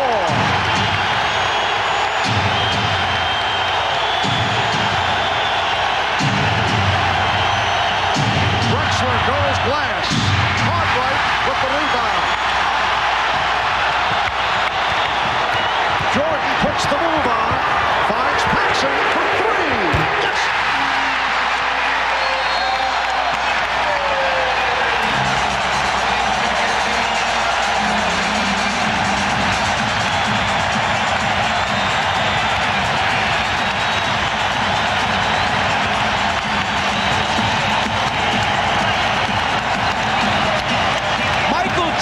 Tried to set this shot up for Paxson from the beginning of his move. He wanted middle of the floor, right about here. Watch. Middle, no. He goes right, still knows that Paxson's waiting for him, eventually gets it to him after he drew the defense away from the intended shooter. Go left, no, I'll draw the defense to me, then I'll go up, and I'll still know where he is after looking off Drexler with the head fake, eye fake, and then Paxson in the groove now, feels it, knocks out his back-to-back threes.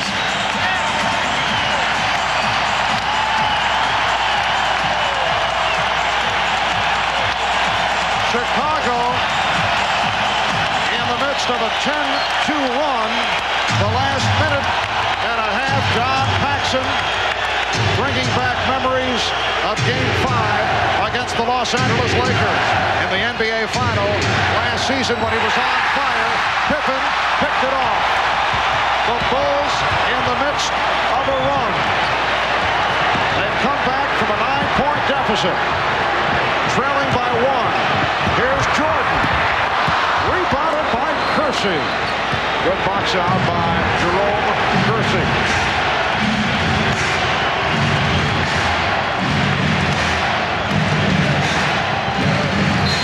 Drexler. Yes, and it counts. A gorgeous move by Clyde Drexler, and the foul committed by Michael Jordan. Because he has 4 fouls, Drexler a little hesitant to take it all the way to the basket, so he's pulling up right now, trying to knock out the jumper. Jordan went for that swipe with the hand in there, instead got armed. Big shot for Clyde Drexler. It's a 3-point play for Clyde. He has 20. Portland leads 66-62. So that's a 3-point play and a follow-up layup for Drexler since Adelman had to make the decision whether to take him out or leave him in the game. Jordan. And the Blazers by 2. Porter winds up on Jordan. Because of the fouls on Drexler, they cannot afford to have him pick up his 5th, but they had done it in the first half as well. So Porter is used to playing Michael Jordan. He's done it in the past. Kersey from long range. 8 points for Kersey. Portland leads by 4. So Clyde Drexler now back on Michael Jordan, and they isolate Jordan. Pippen with the tip. Buck Williams with the rebound, very aggressively. And Buck thought he was fouled. Pippen trying to pick it off. It will be Portland ball. In that matchup, Porter against Jordan, a few words taking place as they come down the floor. Michael probably letting Terry know that he might have some difficulties in trying to guard him in the low post area. And Jordan has turned it up here in the third quarter, 4 of 7, 11 points, and we still have 5 minutes to go in the third. 26 for Jordan overall, Drexler with 20.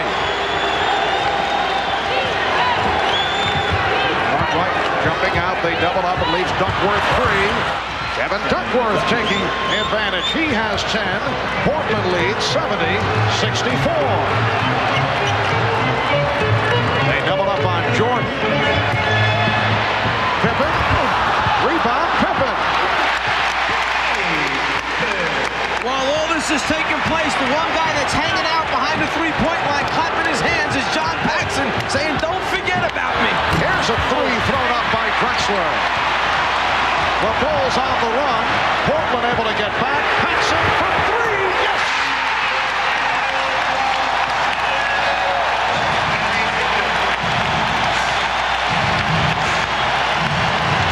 Oh, the Czar on target as Paxson brings Chicago within 1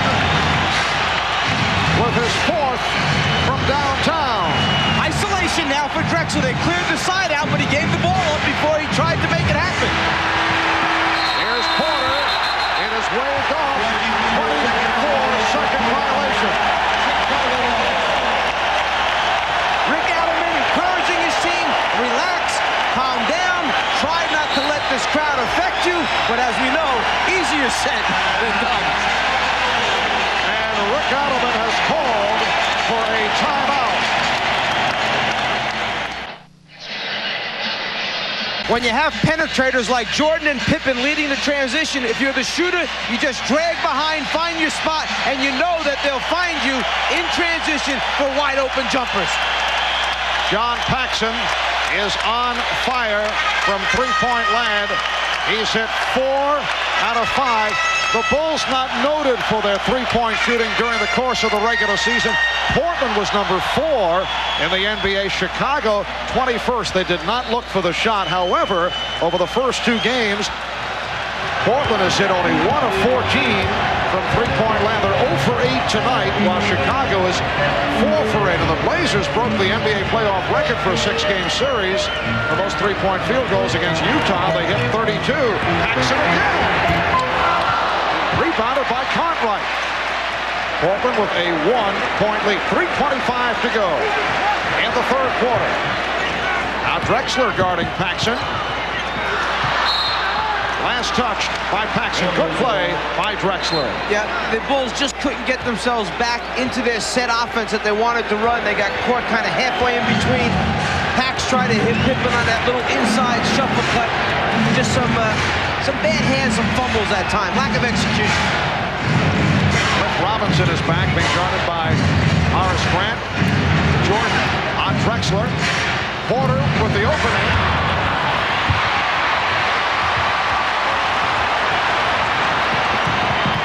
Here's Pippen with the hesitation move and changed his mind.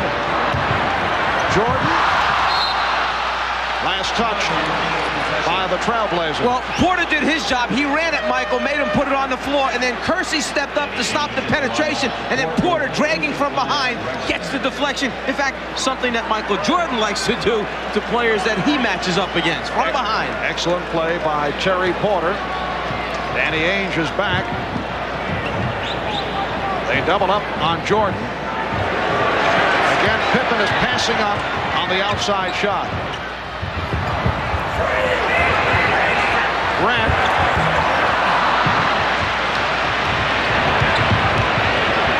Two and a half remaining in the third. Portland with the ball. They lead by 1. And Michael Jordan just yelled across to Horace Grant as he came back down. Keep your head up. Come on, he said. Come on, big guy. You can do it. Another miss from downtown by the Blazers. 0 for 9 in the three-point department. Paxson a bit beyond three-point range. Jordan, yes. The foul.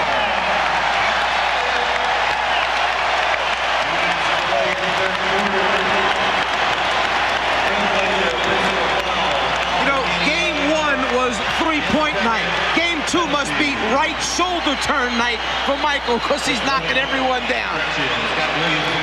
Foul committed by Ainge. Jordan to the line, seeking his 29th point.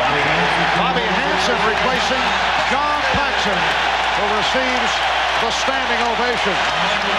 The crowd understanding that it was Paxson that gave everyone the momentum to get the Bulls back in the game, and now the Bulls up 1 with Jordan at the foul line. 14 points for Paxson. Jordan completing the three-point play, and the Bulls take a 72-70 lead.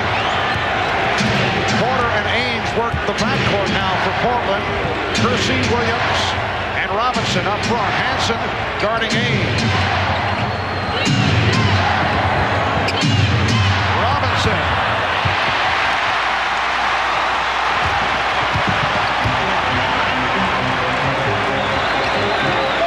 Bobby Hansen played by Jerome Kersey.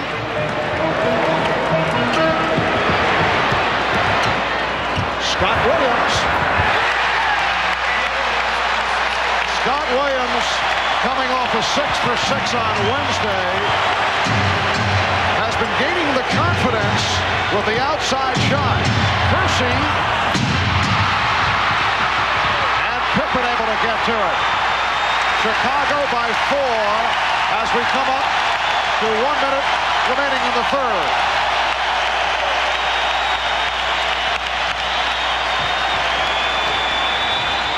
The post-up of Jordan against the smaller Porter. Horace Grant getting it back out. There's Scottie Pippen. And the charge is called. Chicago 33. That's 3 on Pippen. Michael reversed the ball over to Pippen. Pippen on his way to the basket, knows he's in trouble, tries to throw it back, but too late. Defensive player had established his position. The Bulls in the midst of a 10-0 run. 40 seconds left in the third.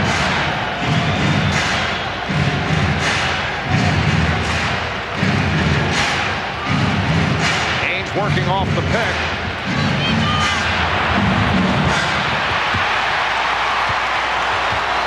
Chicago will hold for 1.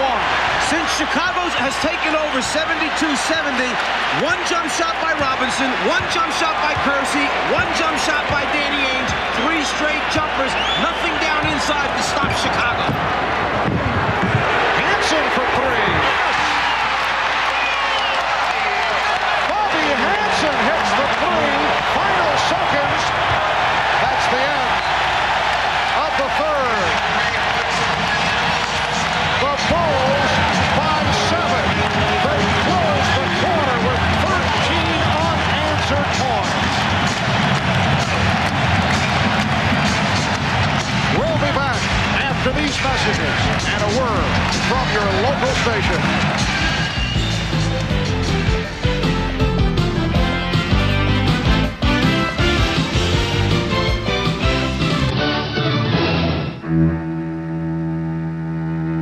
The creators of the award-winning Mitsubishi 3000 GT proudly present the stunning Mitsubishi Eclipse for 1992.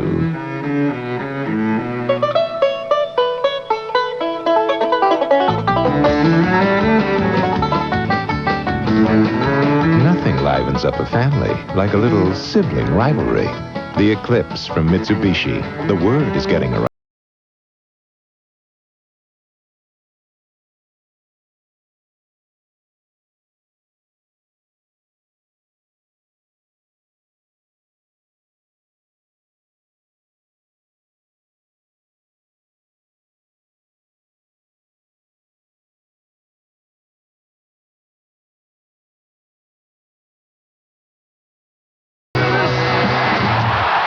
I love this game.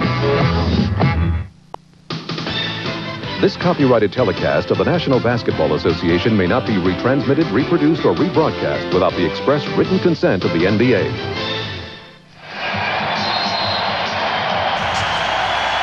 Bobby Hansen only played in 66 games this year, about 11 minutes a game, a lot of garbage time. He's a 26% three-point shooter, but comes off the bench to knock one out. The people in Chicago love Bobby Hansen because he's a blue-collar kind of guy. The players know how much this means to come from a situation like Sacramento, come here with a chance to win a championship. And the fourth quarter getting underway. The Bulls doubled up on the Blazers in the third. Portland shot only 7 for 20 from the field in the third quarter, 35%. Chicago 12 for 22, 55%. And Robinson going to the hoop was fouled. Scott Williams called for the personal. It's the first time since the score was 72-70 that Portland has taken it to the basket. And this is what we mean when we say you have to stop the momentum by getting to the free throw line. You stop the clock, you get a chance to put some points on the board. You don't allow those long rebounds to come off when you shoot the perimeter jumpers, and then Chicago's out running against you. Change on that foul call. It was Grant, not Williams. And there you see the poor shooting by Portland in game one in the third quarter. Portland shot 5 for 21. Getting back to the subject of the seldom used Bobby Hansen, 9-year man from Iowa, but who also contributed in game one and heard the cheers. Bobby said he feels he's kind of like Ross Perot. He said the less he does, the less he says, the more popular he becomes. A political statement from Bobby Hansen. Jordan warding off the double team. Here's Hansen. His pass picked off by Drexler. Haynes gives it back. Drexler is fouled. 2 times Portland's put it on the floor, twice to the basket, twice the opportunities to go to the free throw line. At number 3 on Michael Jordan. Drexler playing with 4 fouls. Rick Adelman going with Ainge and Porter at the guards. Drexler up front with Robinson and Buck Williams. Chicago concluding the third quarter with 13 consecutive points. Kevin Duckworth returns. And Buck Williams sitting down. 13 points for Buck along with 7 rebounds. 22 for Drexler. The Bulls 77. And the Blazers 72. Portland trying to tie the series at 1 with game 3 coming up Sunday night in Portland. Jordan banking Drexler. It was triple team. Pickett for 3. And Scott Williams came away with it. 3 Blazers converging on Jordan as he started the post-up move on Drexler in that previous possession. Shot clock at 8. Jordan checked the 24. It's down to 5. Michael Jordan with 31. The Bulls 79. The Blazers 72. Drexler making the move, and he'll go back to the line. Foul committed by Scott Williams. Oh, fine. The Chicago Bull blimp, I believe, Czar, is stuck within the lighting apparatus. I hope that does not get heated up too much and we have a small explosion. Perhaps Ahmad can go check it out. We don't hear Ahmad volunteering for anything, do we? Drexler is 7 for 7 from the line. Minute and 40 gone by in this fourth quarter. The Chicago lead is 5. Portland led by as many as 9 in the first half. And Chicago, by virtue of that late run in the third, took a 7-point lead.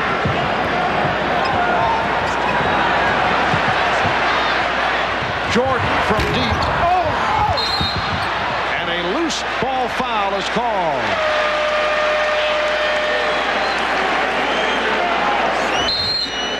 Here's Kersey indicating the call. We still do not have it. And apparently the foul was called on Pippen. Timeout taken. We'll be right back. Tonight, Celia Cruz, Tito Puente, and Susan Day on The Tonight Show. Can you relate to good looks? Can you relate to anti-lock brakes and a driver's side airbag? How about a new engine with variable valve timing? The new Civic EX sedan from Honda. A luxury car you can relate to.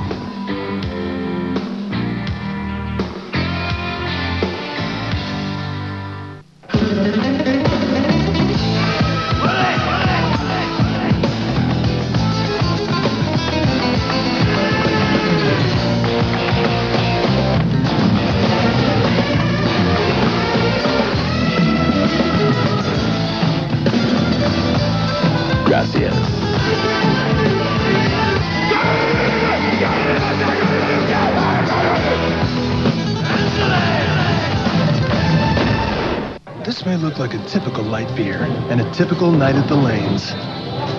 But this is no typical night at the lanes and no typical bowler. Look, I'm an ordinary fellow. People think we're kind of mellow. I'm not here to sell you, but to thrill you, to tell you. Tonight we're laying it on the line with the funky rhythm rhyme, busting the groove in double time. Get yours, I got this. Doesn't taste like a typical light beer. This is cold filtered Miller Genuine Draft Light. Yeah, we're chilling and Ellen Thorelli getting it right with the serious hype straight out of sight.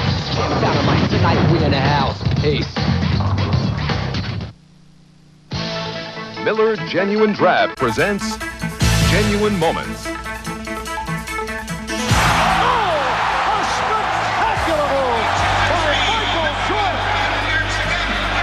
Well, today's Miller Genuine Draft Genuine Moment takes us back to Game 2 of last year's NBA Finals. Michael Jordan at his spectacular best as he led his Chicago Bulls to the NBA Championship. The Bulls over the Lakers in 5. In recognition of that memorable moment, Miller Genuine Draft will donate $1,000 to the Thurgood Marshall Scholarship Fund. Change on that last foul. It was not called on Pippen. It was Ainge. As we go to the Czar. And Danny Ainge knew he was going to have problems, so you use every possible way you can to try and keep Pippen off the glass. Uh-oh, you're not allowed to do that in the NBA. Holding him on his sore wrist. Come on, Danny. So Danny Ainge picks up his third, and he will sit down. Buck Williams returns. And now Phil Jackson going with a 3-guard alignment. He has Hanson, Paxson, and Jordan on the floor. And Duckworth is out chasing Jordan, who fouled Grant. It counts, and the foul. And what Phil Jackson is doing is he's resting Pippen right now. He'll get a minute and a half along with the timeout time. Jordan will run the show, and then you will see Pippen come back in shortly. It'll give Jordan a little bit of a rest, and then both players will be on the floor to finish the game for Chicago. Terry Porter called for the foul. Horace Grant to the line for the first time. He has 9 points, 11 rebounds. Another solid game for Horace Grant. Bulls by 8, 9:45 remaining. In the fourth. Here's Buck Williams with a strong move, rejected, The Blazers want a goaltend. The foul is called on Chicago, and the basket will not count. It's number 4 on Grant. If the ball was on the way down when Williams got it, it's a goaltend. It was not. It was on the way up. Good call. And Jess Kersey checked with his fellow officials to see if they had a better look at it. Is it going up? Yes, it is. It's still on the way up when Williams blocks it to save the 2. Kersey took his time, walked out from under the basket, looked at his other officials. They said no goaltend. He then went ahead and made the call to the table. Buck Williams, 4 of 4 from the line. And Buck Williams has made himself into a very decent free throw shooter, 75% for the season. Recall his early years with the New Jersey Nets when he really had his difficulties at the line. And he gives credit to Danny Ainge for changing his alignment on his feet, and also Walter Davis spent time working with him and have really, the biggest thing, it's developed the confidence in the fact that he can go and make free throws. Bulls lead at 82-76.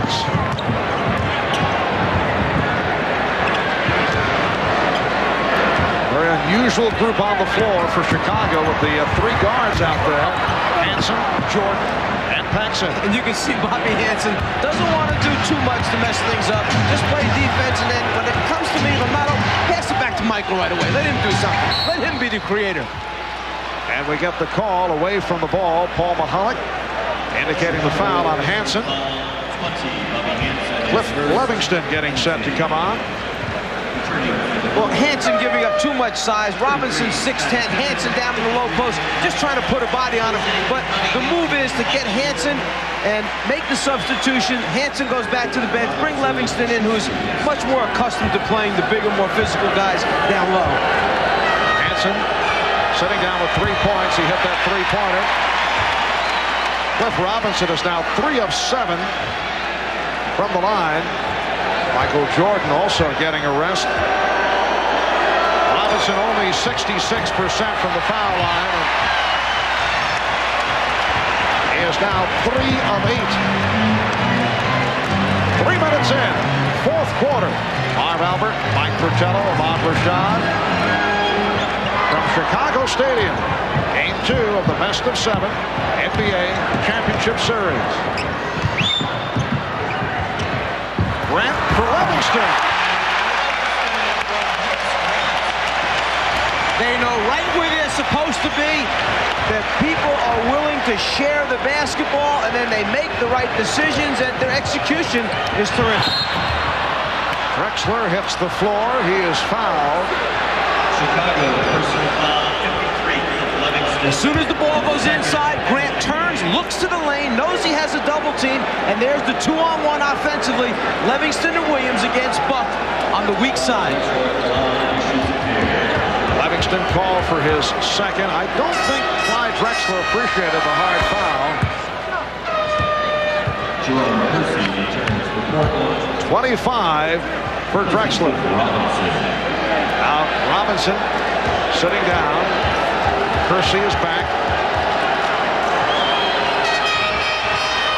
Clyde 10 of 10 from the foul line. The Bulls by 6.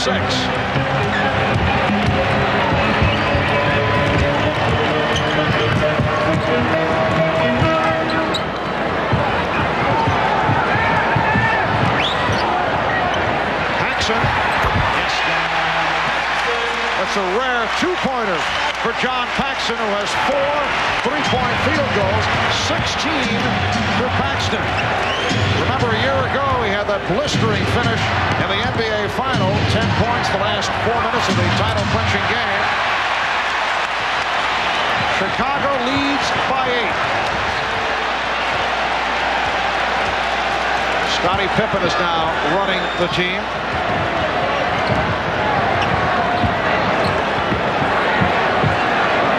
Grant, Levingston, and Williams up front.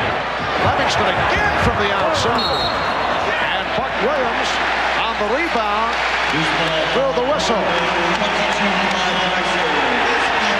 few moments ago, Paxson was wide open. How did he get open? Paxson starts down here. One screen comes, the second screen comes. That's called a staggered double to try and get your shooter open. You got to get a good piece of the defensive players. 1, 2, and a wide open shot. That foul was called on Clyde Drexler, his 5th. So 5 on Drexler, and a timeout has been called. Some small businesses need to be heard around the world. Introducing AT&T Partners in Business International, the calling plan with a choice. Get a discount to most any country if you make just a few short calls and faxes a month. Or take this choice. Pick the one country that's most important to your business and get an extra 10% discount. AT&T Partners in Business. Choices, because one size does not fit all. Call us. Presenting the Accord EX from Honda. With a new, more powerful engine. A refined suspension system for excellent handling. And cornering. Plus a driver's side airbag and anti-lock brakes.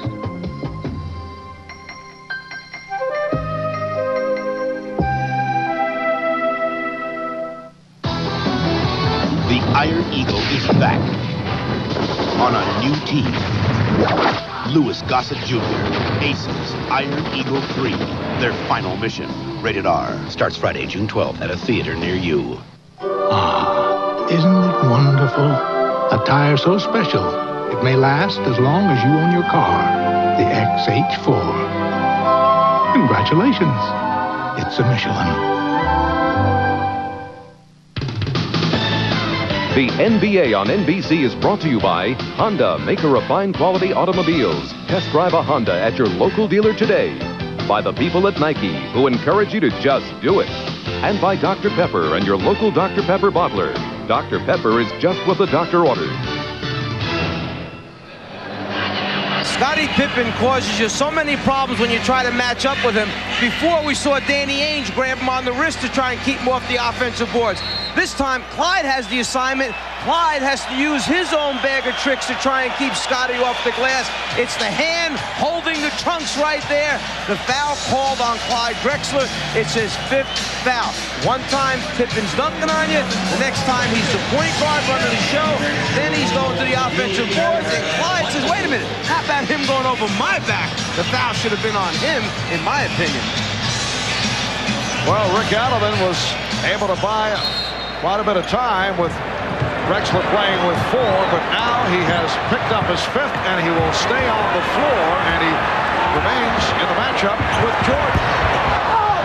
Well, Cartwright, who just returned, had it knocked away.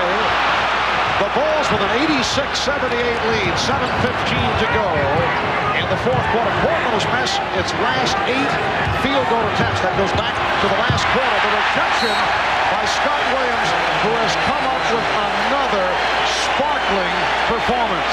Well, the idea is right. Go down low inside, get a high percentage shot, but then it's the outstanding team defense that saves another basket for the Bulls.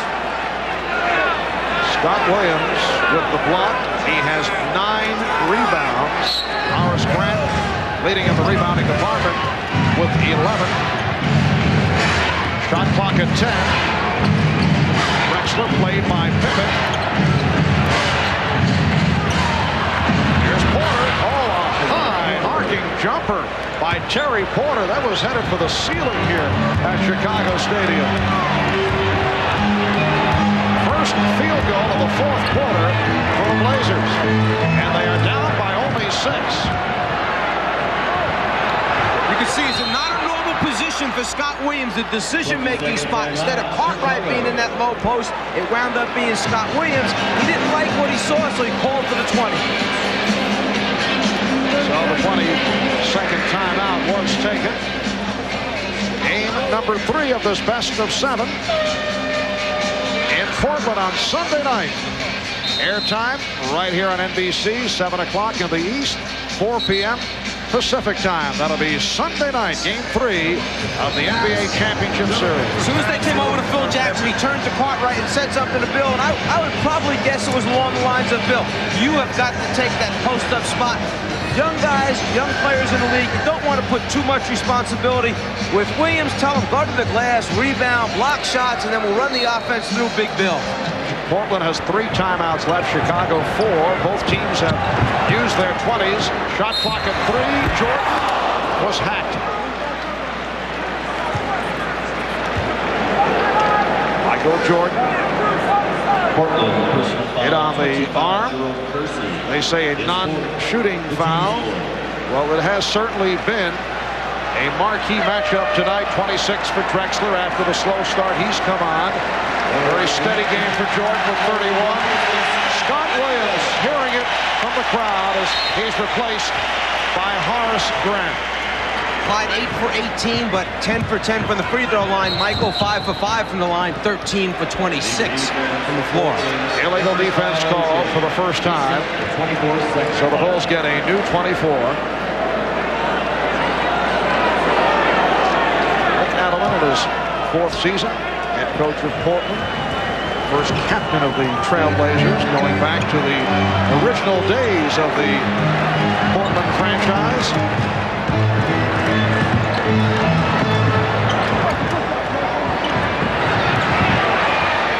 Pippen. He has not been hitting the outside shot and actually has been turning it down. Strong move by Terry Porter. Have to wonder about the wrist injury of Scottie Pippen. He's 5 for 15 and he's changed his game. Still very effective, but not doing it from the outside. Caught right. Third field goal, 8 points for Bill Cartwright. Chicago by 8. 5.5 to go in the 4th. Drexler rejected by Grant. Good hands by Kersey to break it up. At the 4th blocked shot for Horace Grant. Great recognition. The Bulls know when their teammates are in trouble. Grant knew that Michael had been taken in too deep. He comes over, makes the rotation, gets the block. So Grant with his 4th rejection. Chicago has 5. Scott Williams with the other. Crowd wants Jordan to go, and Drexler's playing with 5. Duckworth came over to help. And Jordan somehow was able to hit. And Clyde didn't even put his hand up that time. He was counting on help from his teammates. They were coming, but then again, you know who was taking the shot. 33 for Jordan. Drexler rebounded by Cartwright.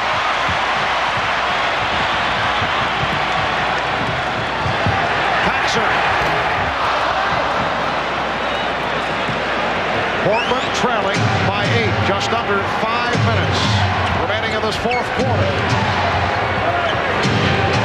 Now chanting for defense, and they got the defensive play. Pippen with a steal, and he was fouled.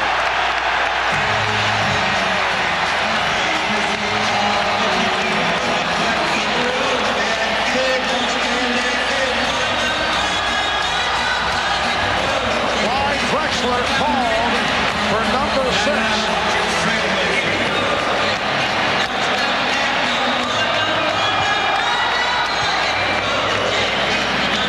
Rick Adelman had told his team coming into this series that you must come and meet the basketball, that Chicago will continue to challenge the passing lanes. Just what Pippen does, shoots the passing lane, the foul by Drexler.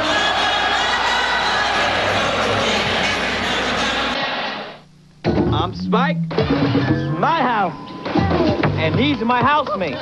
Let's play some ball. I ain't playing ball with no ball hogging, trash talking, showboat, Nike wearing, high flying, donut dunking, hip hopping homeboy from Harlem. And I ain't playing ball with no flat footed, Boston loving, gravity bound, Nike wearing, no dribbling, golden hair, hockey playing, farm boy from South Dakota. Hold up. If we're gonna live together, we gotta play together. The more colors, the more better. Peace.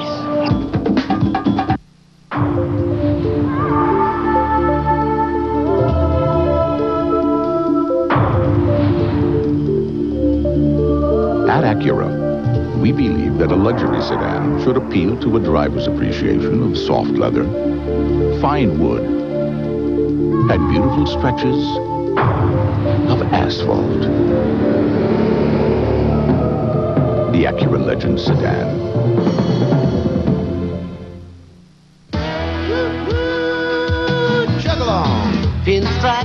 and high-heel shoes. The daily grind gives them all the blues. Don't work me over, I know what works good. While the best thing though is so misunderstood. Just give me what the doctor ordered. Just what the doctor ordered. Just give me a Dr. Pepper if we want it. Whoa, just what the doctor ordered. The taste that's made to order. We love it. They're playing to regain the glory, playing for the USA. Jordan, Ewing, Barkley, Malone, and Magic. The world's greatest basketball players are going to Barcelona to bring home the gold.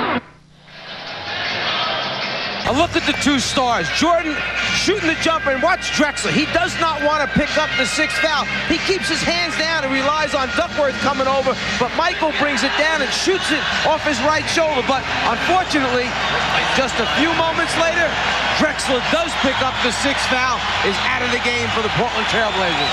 Rick Adelman was able to buy quite a bit of time with Drexler playing with 4, and then he stayed with him after he picked up his 5th. Clyde came on after a slow start, finishes with 26 points, 8 for 20 from the field, 10 of 10 from the line, 6 rebounds and 8 assists. Well, when Drexler picked up his 5th foul, there really was no decision. You had to leave him on the floor. You're down 8 points to Chicago. Just over 7 minutes remaining in the game. You play it out. He'd done a great job of playing with the 4 fouls earlier in the game. So Rick had the confidence in him. There really wasn't much else he could do. He needed his main man out there. You're not saving him for next game. Scottie Pippen with another impressive stat line. He has 14 points, 8 rebounds, 9 assists. 4:25 remaining in the 4th. And the foul was called on Jordan. That's 4 on Jordan. Every first pass is contested by Chicago. This is the point that Adelman was trying to make. You just can't pop out easy. You have to pop out hard and meet the basketball because they're trying to challenge those first entry passes. And a technical foul called on Jordan, who argued the call. Terry Porter will shoot the tee. He's only 2 of 4 from the line. Normally 86% free throw shooter. And that the first technical foul over the first 2 games. Michael didn't like the fact that the foul was called because he felt he was working hard at denying the basketball and nothing else more than that. Says a little bit too much, says Kersey. Rewards him with technical. Both clubs are now over the foul limit. 16 points for Porter. The Trailblazers are down by 8.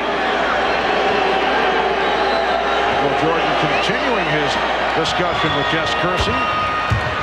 Except the end of it now, they were both smiling at the end of the discussion. Michael turned it back around, got him back on his good side. But I got the idea neither really amused. Bulls by 7. 4:15 left in the 4th. Cartwright wide open. That whole play was set up to isolate Jordan against Ainge. Then just by the Bulls going to their right spots and knowing that Jordan would draw attention, he then picks out the open man. The Bulls have received a major contribution from Bill Cartwright. 4 of 5, 10 points. Good follow. Kersey thought he was fouled. That's 10 for Kersey. Chicago 94 and Portland 87.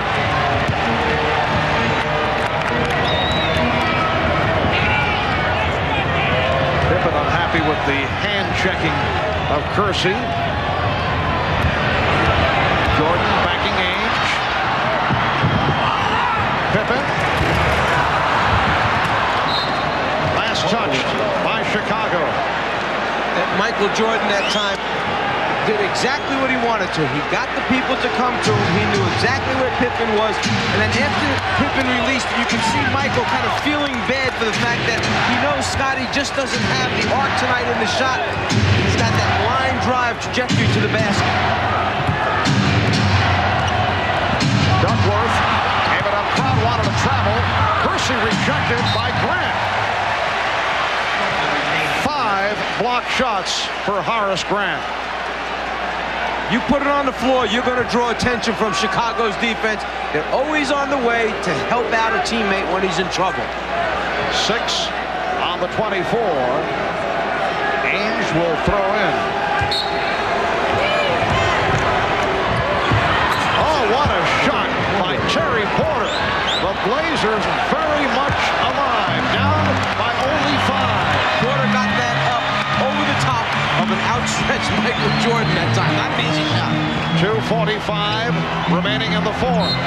Foul called on Ainge. Portland over the limit. Jordan to the line. Fourth committed by Danny Ainge. Michael Jordan is 5 of 5 from the foul line.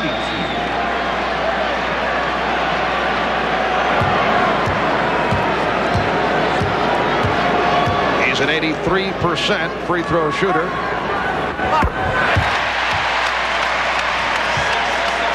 .34 for Jordan. Drexler fouled out just moments ago. Played in foul trouble most of the second half. The Bulls 95, the Blazers 89. They double up on Duckworth. Phil Jackson wanted to travel. Porter for 3. Picked up by Buck Williams. Offensive foul.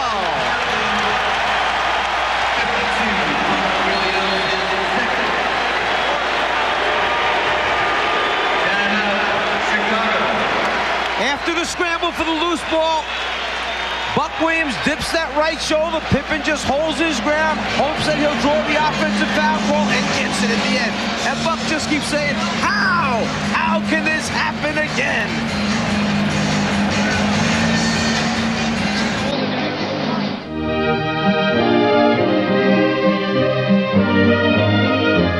In the world of luxury automobiles, you expect aerodynamic styling.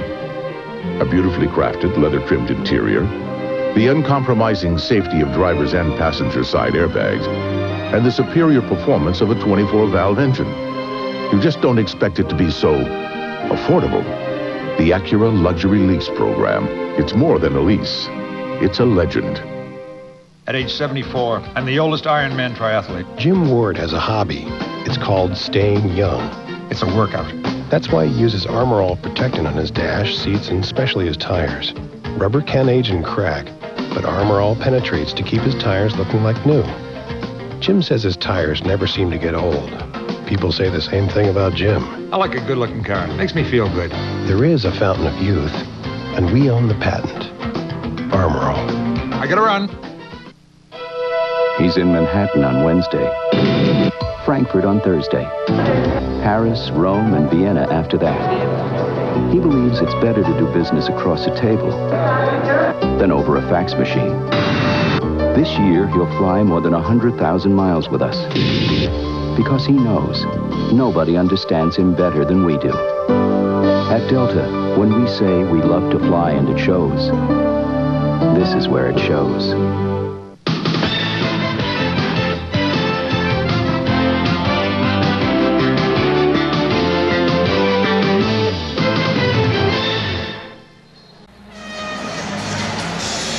.24 remaining in the fourth quarter. The three-point field goal, a weapon for Portland against Utah, has not been going in the same direction in this series. 0 for 12 for the Blazers from three-point land. And Terry Porter, who was on fire from downtown, 0 for 7 in the two games, 0 for 5 tonight. By 6.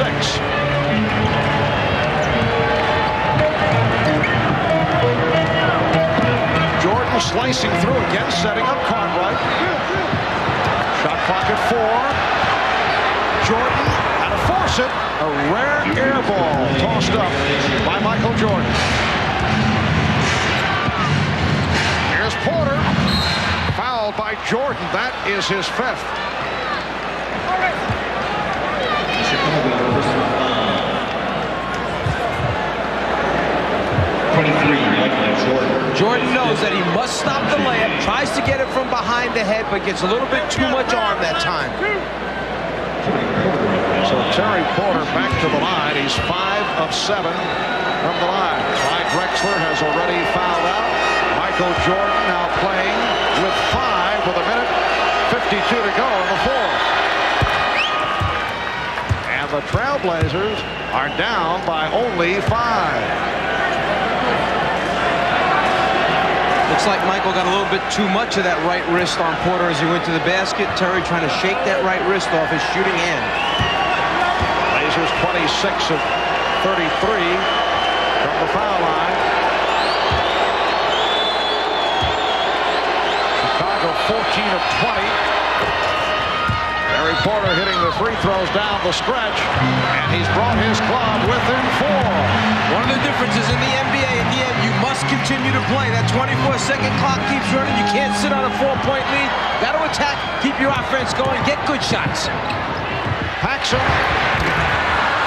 Rebounded by Kersey. Minute and a half remaining. Portland down by 4.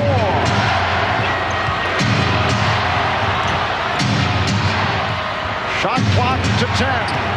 Ames with the scoop. And the Portland Trailblazers have moved within 2 with a minute 15 remaining in the 4th. Well, do you send Michael down low in the post against Porter? Do you give him an isolation or the ball at the top of the circle, or stay within your triangle offense? Shot clock at 7. Paxson forced it. Rebounded by Kersey.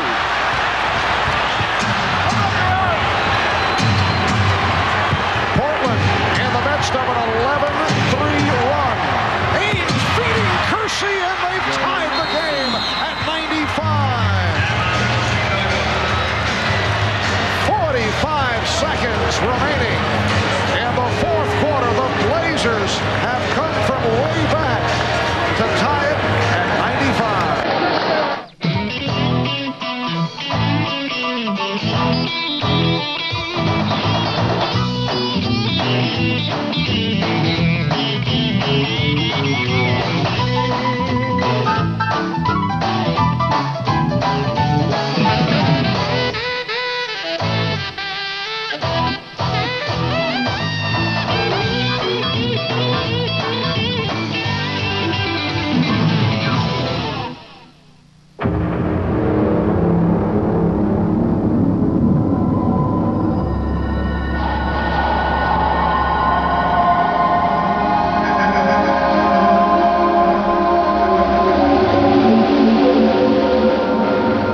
In a world of sweeping changes, there is one certainty. The financial strength of the Rock. The Prudential Rock Solid.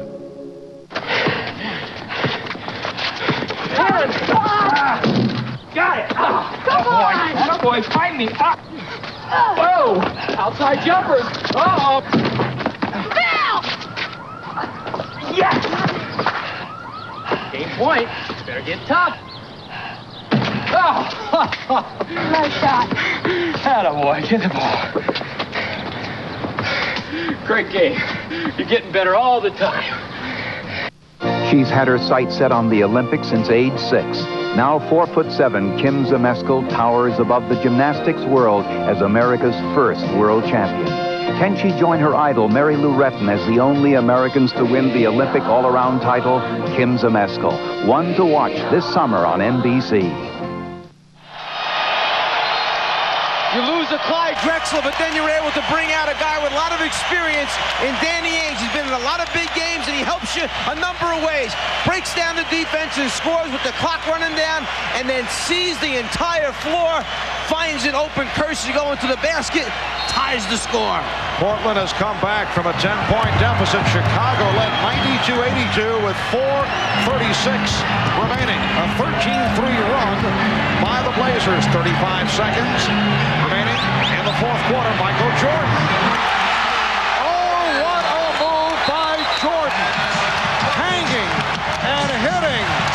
to give Chicago a 97-95 lead. And Portland calls for time. Sometimes you're only open for a moment, and they almost missed that moment because Duckworth came over on the recovery, but somehow he was able to get it through. You see, he's open and waiting. Porter doesn't want to foul. Duckworth tries to get a piece of him, but Michael finds a way to score the ball. Portland down to 1 timeout remaining. Chicago with 2 left. Going back to the last couple of sequences of plays, you have to think about what had happened. Chicago's up 4. Paxson takes the shot. Portland scores. It's a 2-point game. Chicago comes down. Paxson misjudges the 24-second clock. Hurries his shot, misses again. So 2 key possessions. You got John Paxson taking the big shots. It's not in Pippen's hands. It's not in Jordan's hands. You reorganize, you take a timeout, you come out, you run a play. Who does it? Michael Jordan, the guy that should be doing it at the end of a game. There it is. He's open. Hurry up and get it to him before they recover. How he does it. Incredible. 36 for Jordan, 15 in the first half, 21 in the second half. The timeout taken immediately by the Trailblazers. Rick Adelman did not believe what he saw. Well, he did about everything he could with his eyes, his nose, his mouth, his head, his shoulders, his hands to help stop Michael from scoring, but even 3 guys and all that couldn't get it done there.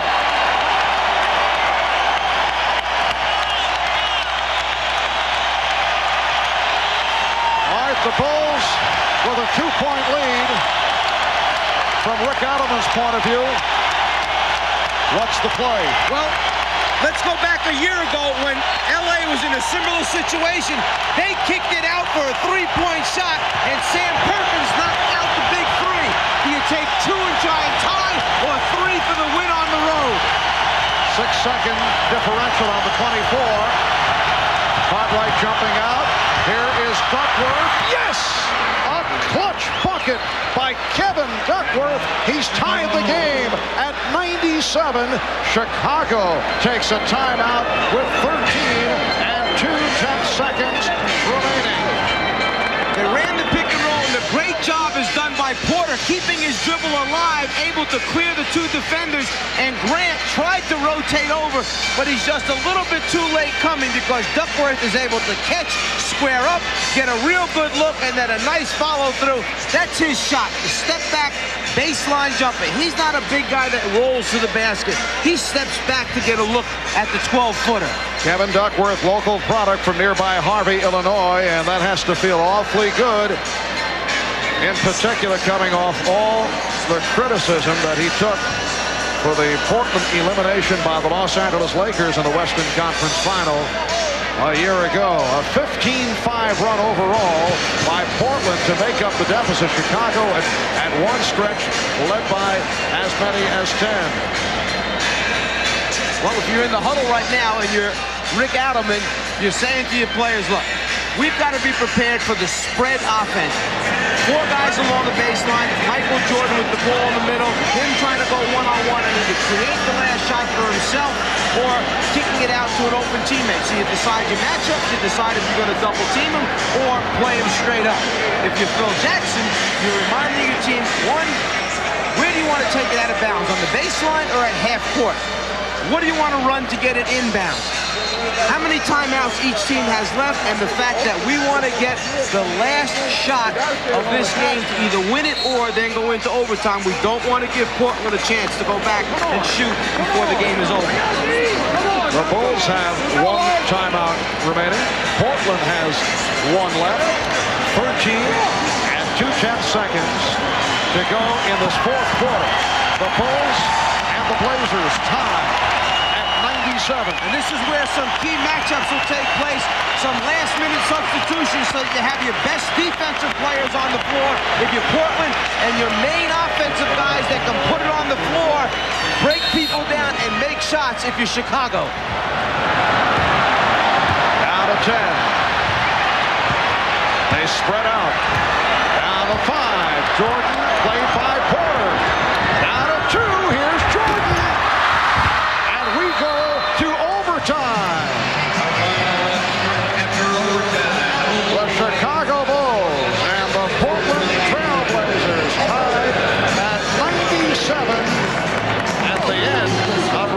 possession. Chicago ran their spread. Jordan thought that he had the step, then pulled up, and he just didn't like the balance he had on the shot. You could tell as he walked off the floor. We'll be back with the 5-minute overtime after these words.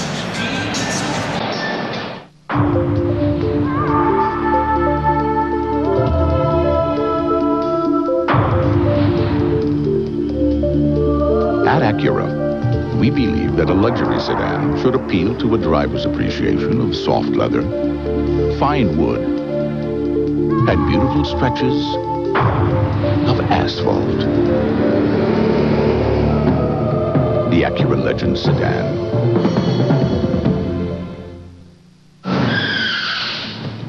Hi. You know why Quaker State asked me to be their spokesman? Because I'm tough. Quaker State is tough. Tough on wear and tough on sludge. If you use Quaker State in your new car's engine, they'll guarantee it for 250,000 miles or 10 years in writing. Quaker State is one tough motor oil. So naturally they asked me because I'm tough. You don't think it's because they think I'm oily? Welcome back to Chicago Stadium. Marv Albert, Mike Fratello, Ahmad Rashad, Bob Costas, Quinn Buckner. And we're headed to overtime in Game 2 of this best-of-7 NBA final. The Chicago Bulls led by as many as 10 with 4.5 remaining. Portland 2 up, 4 down this season in overtime, including the double overtime losses to the Bulls and to the Celtics. Remember that game in Boston mid-March, 152-149, a sensational game.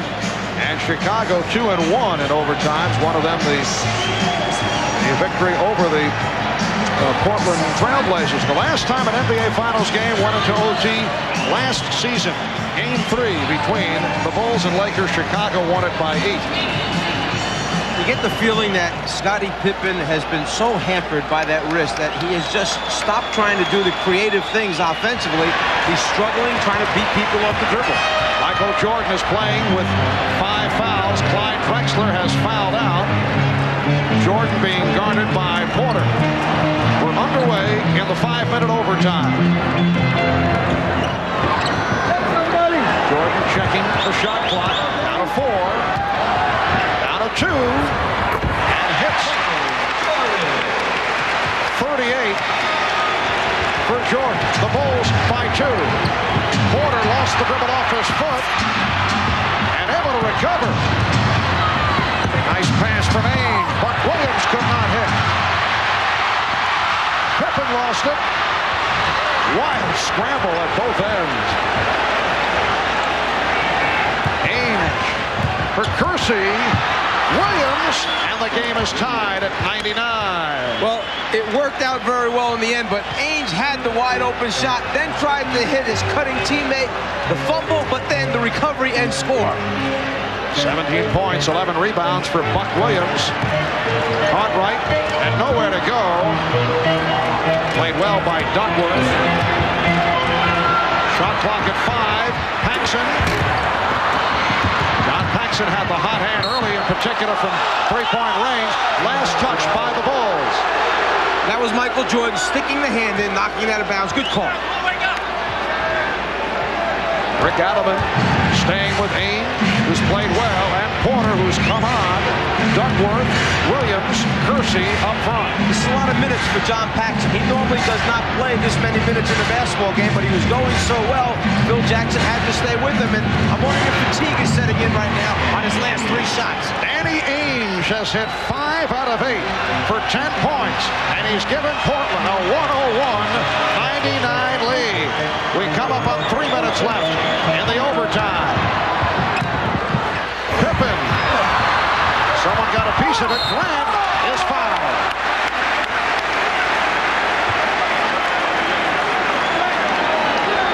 Foul committed by Jerome Kersey. He commits his 5th. Well, now it's the shot blocking ability of Portland that saves the first attempt and then almost stops the second follow-up attempt by Grant. Kersey with the foul. Horace Grant, 1 for 1 from the free throw line. He is a 74% free throw shooter. Scott Williams will check in. He's not played in a while, replacing Bill Cartwright, at least with 10 points. Terry Porter is paying attention to Michael Jordan because Jordan likes to sprint in from the top of the circle and try and come up with missed free throws. So you must face him. Keep an eye on Jordan so he doesn't lose you with the fake. That time he knew Porter was there paying attention. He made no move. Portland with a 1-point lead. Just under 3 minutes to go in overtime. Scott Williams defending against Kevin Duckworth. Duckworth, another big bucket for Kevin Duckworth. Scott Williams just twisted his right ankle that time, and Duckworth made the move. Williams went down.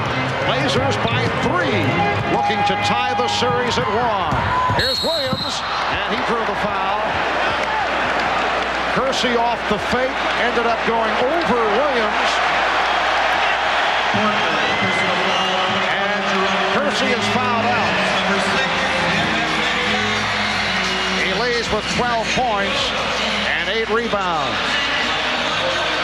Cliff Robinson checks back in. Michael spots Scott underneath, the ball fake, gets Kersey in the air, and then Kersey just trying to hold on so he doesn't come down and hurt himself severely. Williams stepping underneath, takes the legs away. Now Kersey's just trying to hang on to prevent a more serious fall. Scott Williams, only a 65% free throw shooter. Not gone to the line frequently. So Drexler and Kersey fouled out. Ainge with 4, Jordan with 5, Grant has 4. First appearance at the line for Scott Williams, second-year man from the Tar Heels of North Carolina. 3 points, but the big number in the Williams stat line, 9 rebounds. And that's from the bench. Jerome Kersey talking to Hugh Evans on the baseline. Hugh telling him, you should have boxed out. Kersey said, I did box out. Is that what he said? Exactly. It's amazing how you can pick up these conversations. I can read that on the screen. 2:27 remaining in overtime. And the Bulls continue to have trouble at the line. Crowd looking for a traveling violation. Portland leads by 2. Again, the battle between Duckworth and Williams. Nice pass from Duckworth. Danny Ainge executing to give Portland a 105-101 lead. And Phil Jackson calls for a timeout.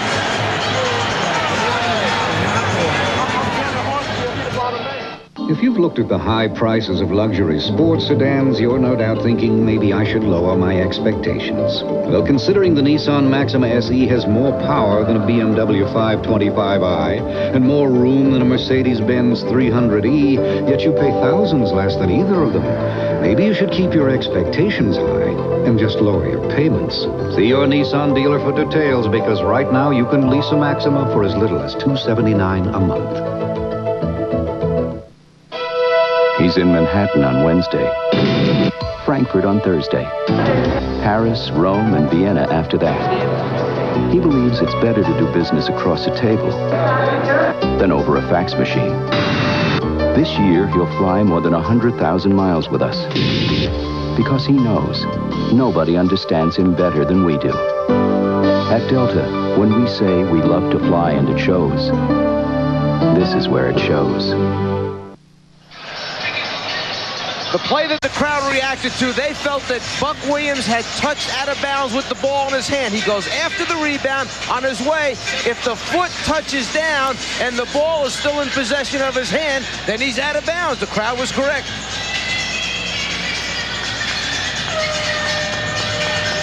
Buck Williams has turned it around from a foul play, invisible game on Wednesday night.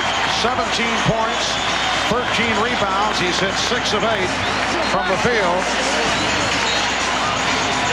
The Blazers 105 and the Bulls 101 with 2 minutes and 6 seconds to go in this overtime.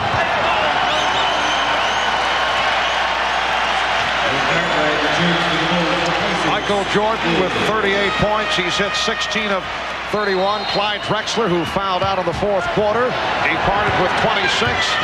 Scottie Pippen has not shot well, 5 of 17.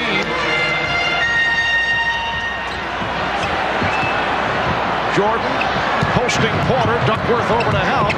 Jordan squeezing inside and draws the foul. He went 1 on 3.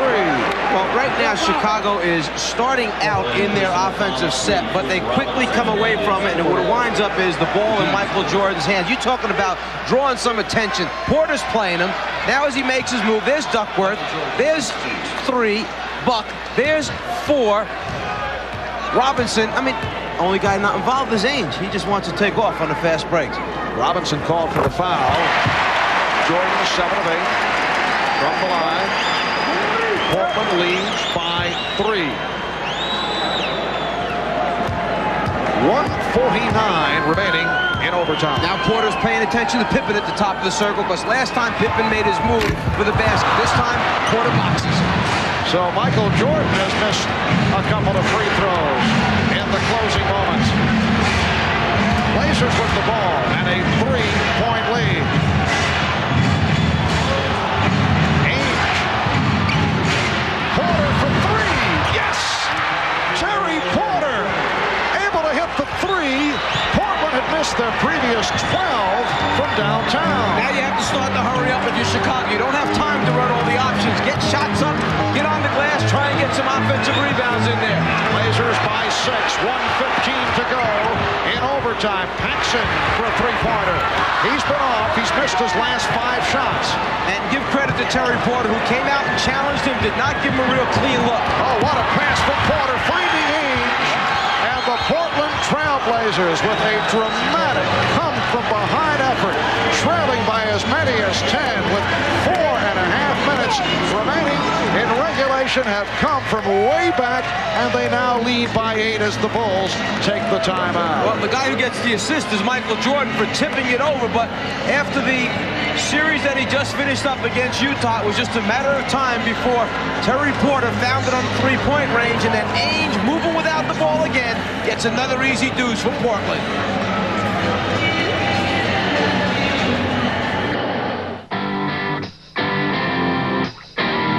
Can you relate to good looks? Can you relate to anti-lock brakes and a driver's side airbag? How about a new engine with variable valve timing? The new Civic EX sedan from Honda. A luxury car you can relate to.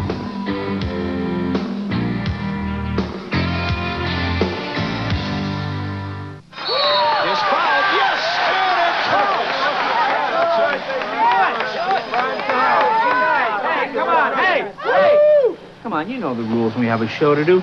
And you, Ed Hall, our announcer. Ed, what are the rules when we have a show to do and there's an NBA game on? The rules are when we have a show to do and there's an NBA game on, you get the best seat. Thank you. I love this game. Yes! All right!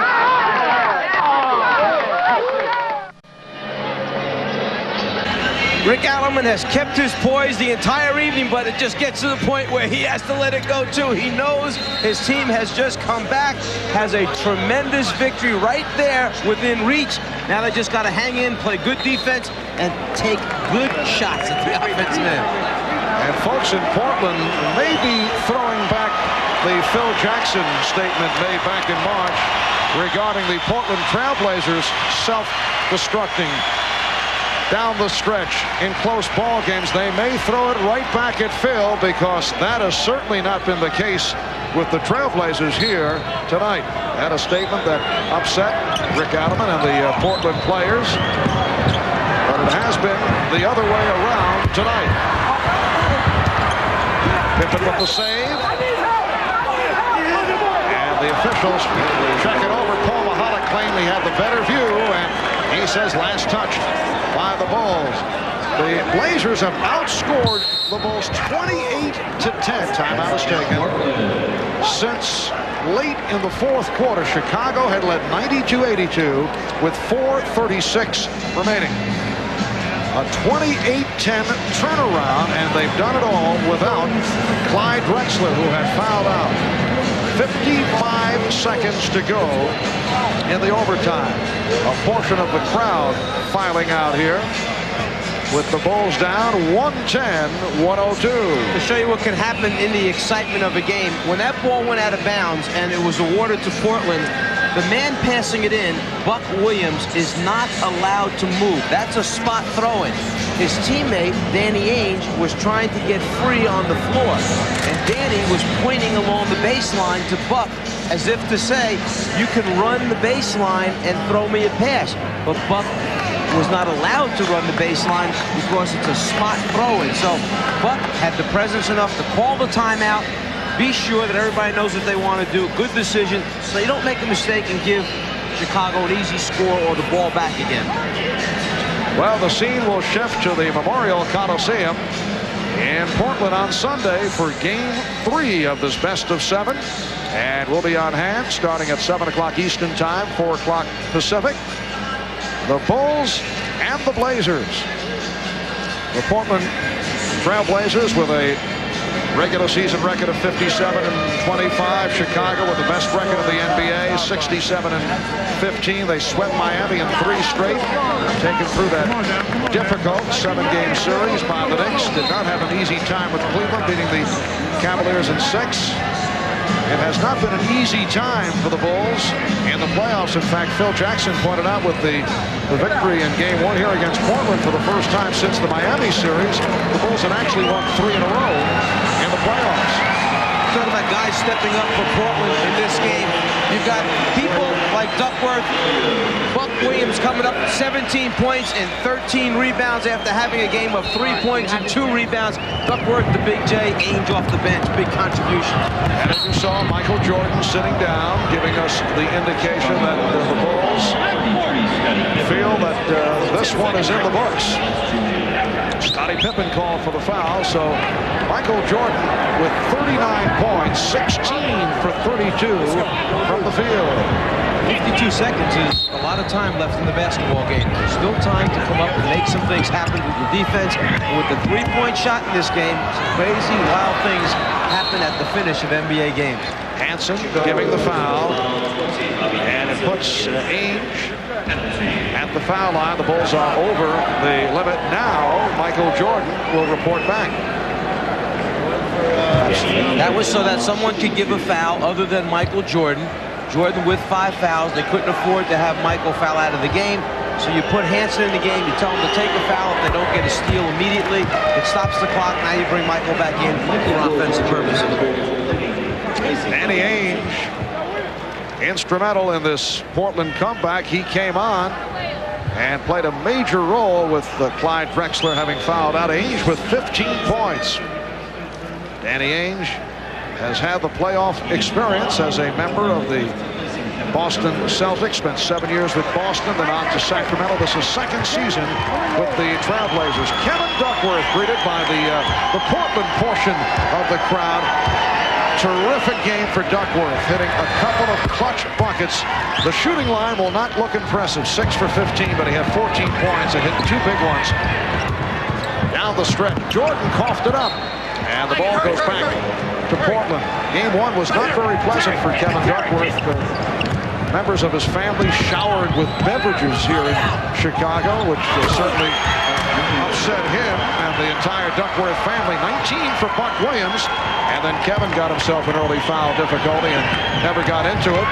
Here's Pippen, allowed to make the move to the bucket with 24 seconds remaining, and Portland up by 10. They foul Ainge again, so he will go to the line. Phil Jackson watching his team blow a 10-point lead, led by 10 with 4:36 remaining in the fourth quarter.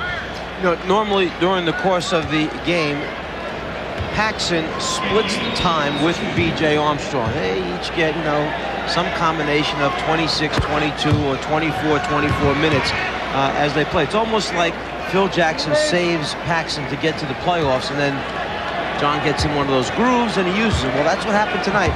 He was in one of the grooves early, so you stay with him. BJ doesn't get a lot of minutes, his normal minutes, and then John is not able to knock him out down the stretch. And how about Portland beating the Bulls at home? The Knicks did it. Cleveland came up with a victory here in Chicago against a team that went 36-5 at home. Final seconds. So the Blazers come away with a 115-104 victory over the Chicago Bulls.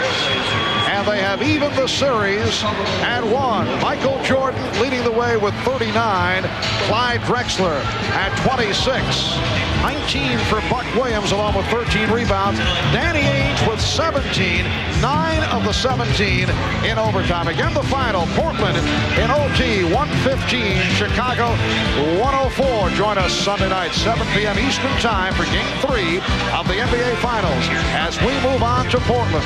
Later tonight, following your late local news, it's The Tonight Show with Jay Leno, followed by an all-new Late Night with David Letterman and Friday Night Videos. For Mike Fratello and Ahmad Rashad, I'm Marv Albert. This has been a presentation of the NBA on NBC.